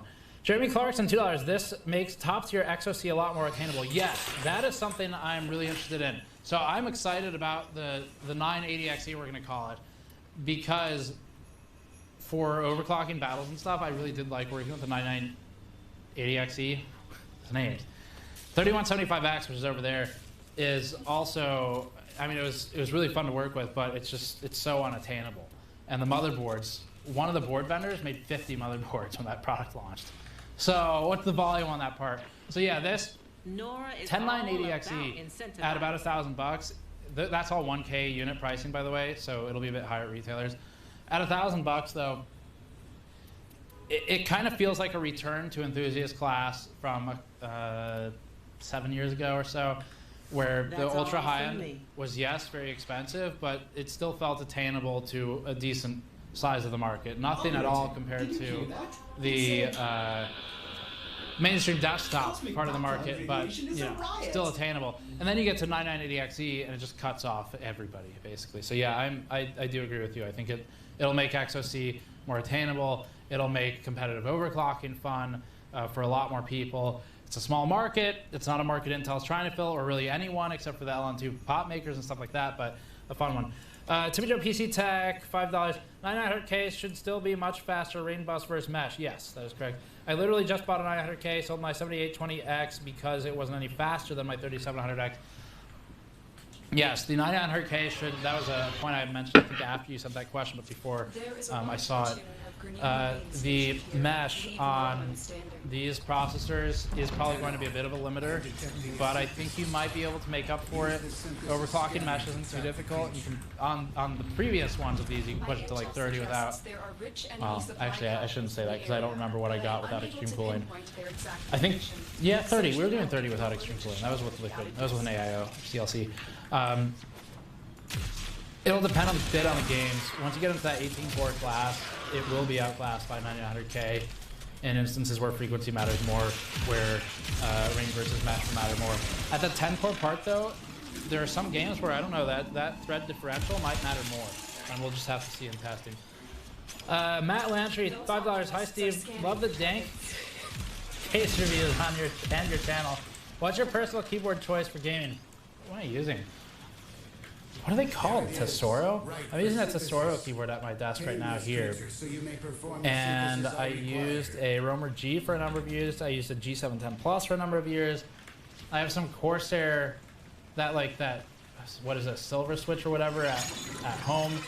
I actually kind of hate that one. They actuate too easily, so I like end up resting my fingers just lightly on space, and then I hit space a lot. But I can tell you the mouse I like a lot is that G900 Chaos Spectrum or whatever it's called. That one's pretty good. Keyboard I don't really care, to be honest. I just kind of use whatever. I mean, like, look at this one. This is some membrane from 20 plus years ago. Let me get like a couple more of these, and then I'll get back to normal chat and talking about this stuff some more. Kim Rocker, $5. No message. Thank you. Jim Hurley, $10. Thank you. Really appreciate that. That'll pay for my water bottle I bought at the airport. That $15. Actually, mediocre overclocking, $10. Just wanted to say my lady friend now thinks I grew my hair out to copy you after seeing how long your hair was. Also, I'm called Tech Jesus in my CIT class now, so watch out. I'm going for your crown. Do it, man, with a name like actually mediocre overclocking. I don't know, you might be able to pick up some views from people who just think Buildzoid's a bit too extreme for them. Pickle Click, $24.99. Wow, thank you. $24.99. I'm Intel for life, they say, but I do need to tip my hat to AMD for finally giving Intel some competition and helping lower some prices. Well, I would never say I'm for, personally, a particular brand for life. I'd choose what makes sense practically at the time. But I will say, if you decide you're like that, that's fine. You do what you want to do. But I agree with you that even if you're like, for whatever, I think people who only buy Intel ever are probably not super common versus who only buy AMD. I feel like the fanaticism around AMD is a bit higher, and I think that's because Intel was seen as the de facto standard for so long that it lost the exciting edge for a lot of people that AMD has, because it's like you're watching an underdog, obviously. So anyway, I agree with you. If you're only buying Intel, those prices are looking pretty good for you compared to, you know, like a year ago or whatever when the 9980XE came out. Let me check on chat. We'll start closing this as we get through the rest of the information. So, okay, let me get this one. Grant Patterson in normal chat said just joined the stream, so I take it even with the price drop, AMD is still better value. Well, that's not really the takeaway I want you to have here. First of all, we really need to see how the 16-core does from AMD. We really need to see how Threadripper 3000 does from AMD. That'll answer your question very well. Is AMD still better value? In the desktop market, that's where AMD is competing with like modern generation versus modern generation right now. And the answer there is, from me, going to be yes, probably. 3600 is not only better value, but we think a better part than the competing i5 parts. And I explained that earlier in the stream, but when the i5 is bad, it's really bad. When it's good, it's a bit better, 13% or so than the 3600. So to us, sacrificing that 13% for consistency is worth it, and versatility. Once you get to the high end, the 9900K is so damn good at just raw gaming and shoving frames through the GPU that it is much easier to justify that purchase. I have absolutely no problem recommending a 9900K for people who are working with applications that can leverage it. The 3900X, if you're not only gaming, is incredible value. So yes, AMD is very good value where it's positioned. It's not the best in every category ever, and probably, hopefully, never will be. Because then you end up with what happened with Intel a couple years ago, where AMD was just out of the market functionally entirely. So we don't want that. But being the best, each one having a best in each category of pricing is good, healthy for the market. Anyway, yeah. So we'll have to see though on these processors to answer that part of the question of better value. We need to see what AMD's, how it performs, what the Threadripper 3000 pricing is, stuff like that. All right. So if you're just joining, because a lot of people have just joined recently, I will explain this again briefly and then hit the rest of the super chats and stuff. I'll try to see some normal chats here too. So yes, great to see competition. I agree with you. Let's go through the recap one more time. Sorry if you've been here. I did ask CC for permission to keep whining though for this one stream. So the recap is, first of all, the stream is brought to you by the X570 Master motherboard, which will be linked in the description below. Last time I mentioned the advertiser, the stream crashed. Hopefully that doesn't happen again. I think Intel is watching us. That'll be linked below if you want to pick it up for X570 motherboards. It did really well on XOC test, which means it'll do well on basically everything for overclocking. All right, so recap. 4:30 a.m., got on a plane, flew to New York, 9 a.m. landed, went to Intel for 1 hour, got on a plane, flew home, and all the information, actually before I got on the plane to fly, this is all one day. Before I got on the plane to fly home, all the information was leaked basically to video cards. There's some stuff that hasn't been yet, but I'm sure it will be probably during the stream, and I'll try and keep an eye on it so I can talk about it as soon as I see it go up. But you found the first resource cache. That was the story for today. It was basically 14 hours, kind of back and forth journey for a 1 hour meeting for information that leaked, and then Intel screwed me on because Intel decided to pull its embargo in to a time which was impossible for me to hit. That's why we're streaming this instead of filming a video, but it's a lot of fun and we got some really good questions, so it's worth it. Anyway, yeah, that's the story. To catch you up on the specs, let's do this. Here's the chart. Most of you have seen it at this point, but 18-core CPU has come down $1,000 in price, from $2,000 to $1. This is 1K unit pricing, so yeah, keep that in mind. The retail price would be a bit higher. And then the cache is the same. The PCIe lane count has gone up by 4, pulling from the Xeons of the previous generation as well, or of, I guess, equivalent generation to the 9980XE.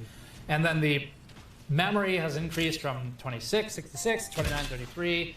The what is that? The frequency for boosting 4.5 to now 4.8 or thereabouts, and I think that's most of the information you need.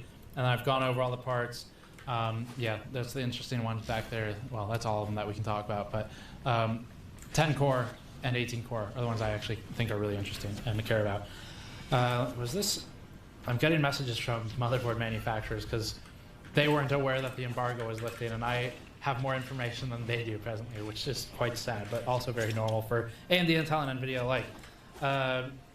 Can you send me the email about the embargo moving? Well, I'm not going to say who sent that message, but the answer, if you're watching the stream, is yes, I will send that to you.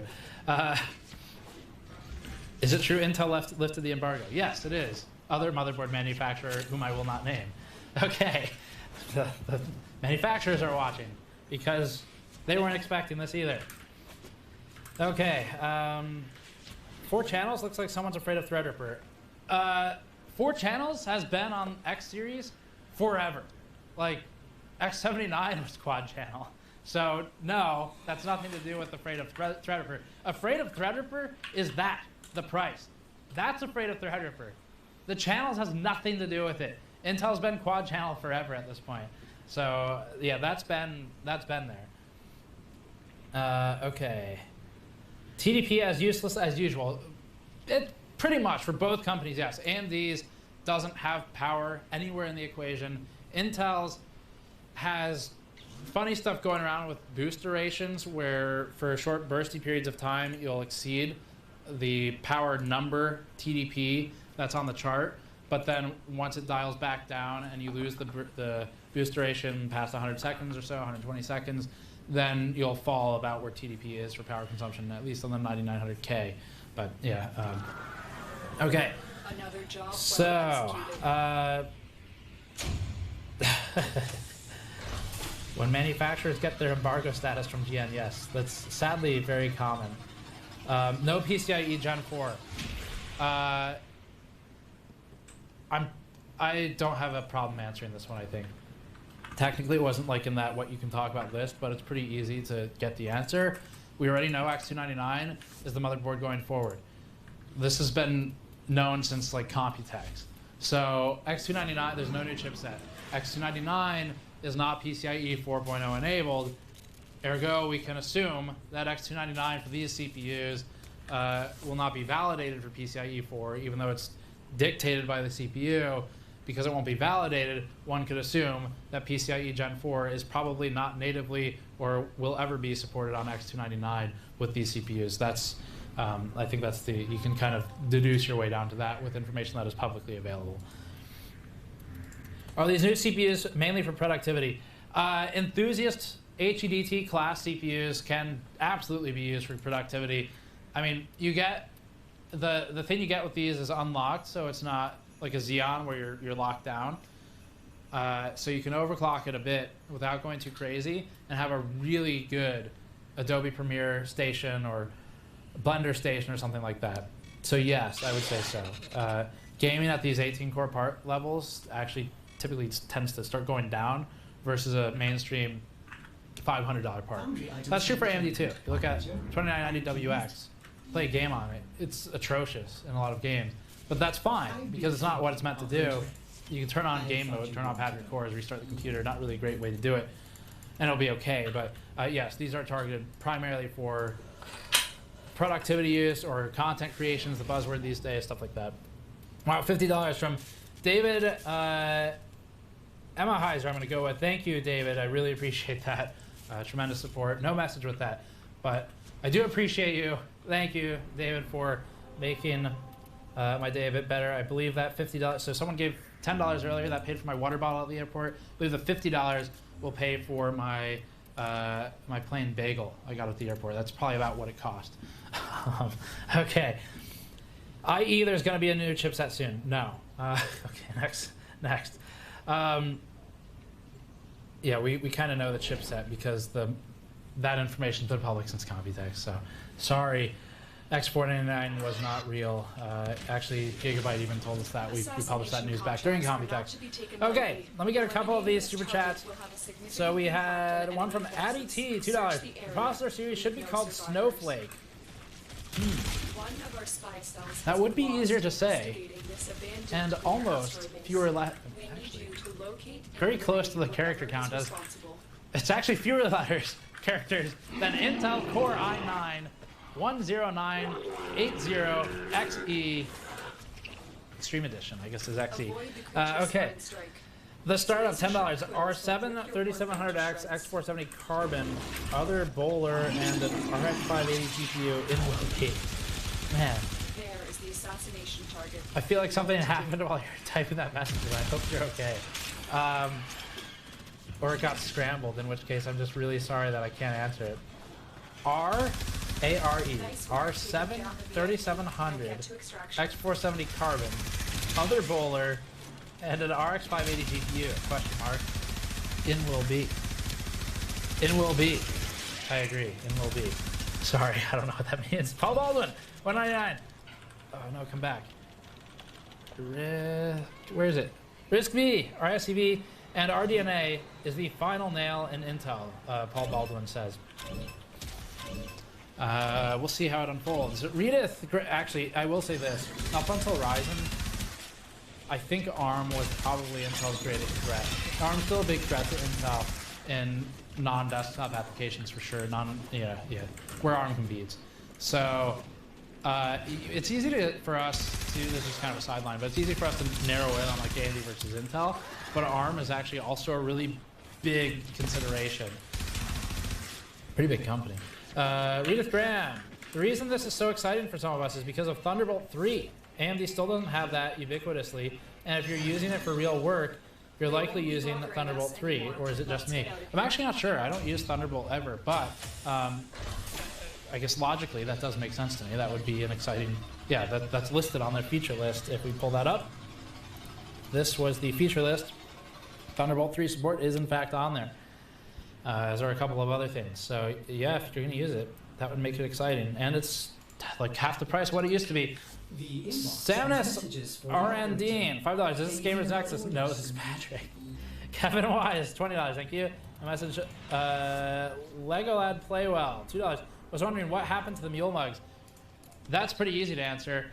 We have a lot of products we're making constantly, and tying up that much money for that many things, like the toolkits, for example, where the minimum order quantity was very high, means that we had to just focus on the ones we were actively developing and we're really excited about, like the toolkits. And the Media Mod Mats actually were in development at the same time. So it's a resource limitation. Ben Grogan, $5. I think the best enunciation, here you go, here it is, would be 10920, etc. It feels like it flows better. Let's try it. Was it 10920? 10980. 10980XE. 10980XE. Yeah, I agree with you. That actually does flow quite well. 10980XE. And by flow quite well, I mean within the parameters Intel has given us by assigning a 5-digit alphanumeric, actual 7-character alphanumeric 9-character alphanumeric name to the CPUs. Yes, actually, thank you for putting some thought into that. I will probably steal that. Okay, I'm going to start winding these down because we've covered all the news there's to cover. At this point, I'm just going to be answering questions, I have some fun news items and questions in them too. Cosmic Drew, $5. Any chance AMD will lower prices, or will the shortage keep that from happening? I don't see AMD lowering prices right now. Intel lowered prices. I don't think AMD is going to feel pressure to lower prices on what it has out today until it has trouble selling them. And right now, they can't even meet demand because of supply. So I don't see that happening. What might happen is something we'll never know, likely anyway, is has this affected the Threadripper 3000 series pricing? That's what we won't really ever know the answer to because it hasn't been announced yet. But I would think the answer to that is likely, yes. It will probably affect Threadripper 3000, but we won't know the extent of it. Alexei Malafi, $5. Hey Gamers Nexus, you guys are really awesome at providing deep technical, data-driven analysis and reviews. Thanks. Well, thank you for watching and for the nice words. I really appreciate it. And hopefully this has provided something of use as well, even though it's not a short, condensed news video. C-Money, $5. Can Intel just start over with their naming? Wish me luck in your tornado area tonight. Hopefully, it blows Intel's naming. It blows always Intel's naming scheme.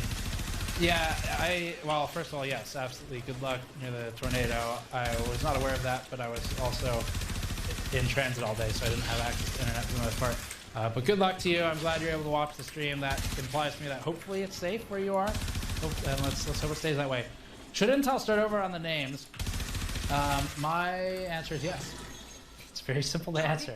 Intel should start over on the name. There's a reason why companies stop with the digits once they get past 4 of them. It's a serial number. Let's see. Gabriel Seaman, $2 for the time you wasted at Intel. Well, thank you. That will pay for 1/4 of my water bottle. Ole Henrik Jacobson, Norwegian 50. Thank you. When do you think we will actually have a real-world use of PCIe 4? Like we have the PCIe 4 drives, which most likely won't be fully utilized. I think there are uses there, but I am not one of the users in that scenario. So I'm going to narrow this down to non-storage. When will we have a real use of PCIe Gen 4 in non-storage? Something I can answer better. It's going to be a little while because the Titan RTX card, as a great example, when we tested that by 16 versus by 8, it only starts to matter when you're doing multiple of them, like 2. And then it really matters if you're doing... There's a few ways I can address this, actually. Let's talk raw bandwidth first. It really matters if you're doing multiple cards in a multi-GPU configuration. You're using explicit multi-GPU, which exists in one game that I can think of off the top of my head. Ashes of the Singularity. So in that instance, you get rid of the NVLink bridge and you're feeding only through the PCIe bus. It does matter. It's pretty immediate, actually. When you have an NVLink bridge, it's not that important. And when you have one card, it's really not important. Like it was less than a 1% difference. Basically error when we tested it with the single card. So, that said, I suppose there's an argument to be made that with PCIe Gen 4, assuming the CPUs and the chipsets allow the assignment of lanes this way going forward,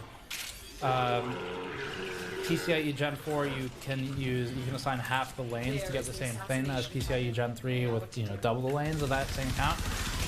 So that's potentially useful in that you can expand to more devices, provided you have enough lanes to do it, and provided the lane allocation scheme for that product, the processor and chipset, will allow splitting them and putting more components on the board. I think that's kind of the argument. Like you run half as many lanes as you need for the same storage device and then have more of them or something. But then you do run into real estate issues too. Frank Benno, $2. Thank you, no message. Tech Deal, $10. You had a crazy day. Thanks for trying to pronounce these crazy product names. 100% with you. They're impossible to say. I910980XE. Intel, if you're watching, that was genuine right there. Where I paused, every time I've done that, that's genuine. That's not me exaggerating it. 10980XE does look like it is competitive versus the 2950X, but Threadripper 3 soon. I agree with you. I'm really curious to see how that plays out. The 18 core is promising. I want to throw this chart back up for those who haven't seen it yet while I talk through the next few super chats, and we're going to start winding this down. I wanted this to be a short video. It went much longer than I thought, but a lot of really good questions in chat. Is the stream still going okay? Yes, it appears like it's still running. Okay, cool. We don't have Andrew here as the cameraman today. He wasn't scheduled because I didn't know this was going to happen. Okay, so Rob, $5. These don't seem to be a replacement for the standard 9900K. If gaming is sole concern, should I wait? Get this off the screen for a minute. Should I wait? Still running an i7 3770K at 4.4 and RTX 2080.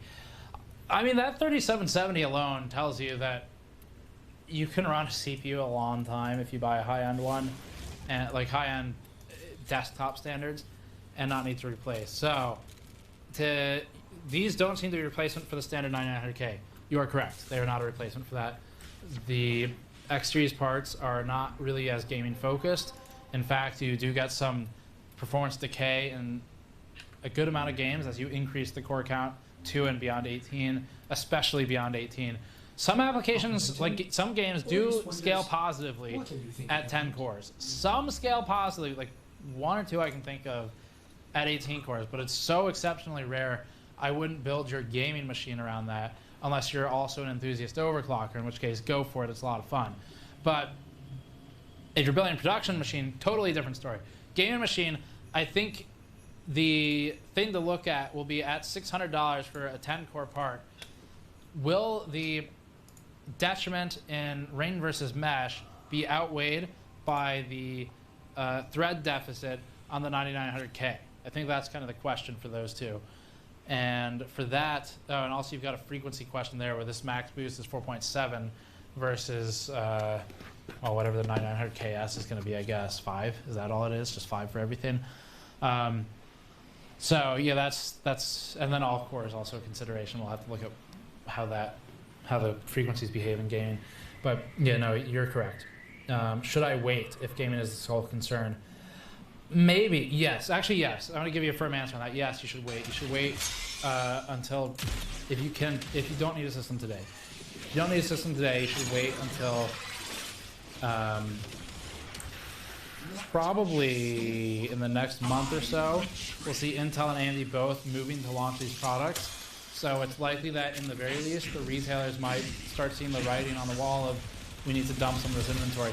Historically, Intel prices don't come down as inventory ages, but there's sometimes a window in there where they do, and also this is quite a different scenario now than we've had in the past. I would say give it about a month and see what happens with the pricing, and if AMD or Intel adjust further.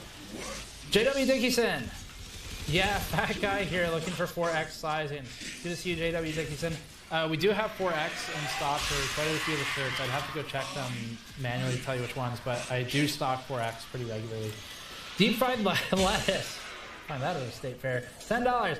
XX980XEXX. Like it's 2010 Xbox Live. Also, will you consider buying the companion case for the Yeston RX 580? I'm not going to answer that question right now. But the first one of those is under embargo, and the other one is Intel. The XX980XEXX. I agree with you. It is 100% like XX Destroyer _ your mom XX on Xbox Live 2010, or before that even. Vic Viber, $5. $52 to offset the stressful day. Thanks for showing us more Snowflake and B-roll. Absolutely, definitely, she needed to be in that RX 580 Yeston card to address the previous one. Dixon Software Solutions, $10. Ice Cube on white.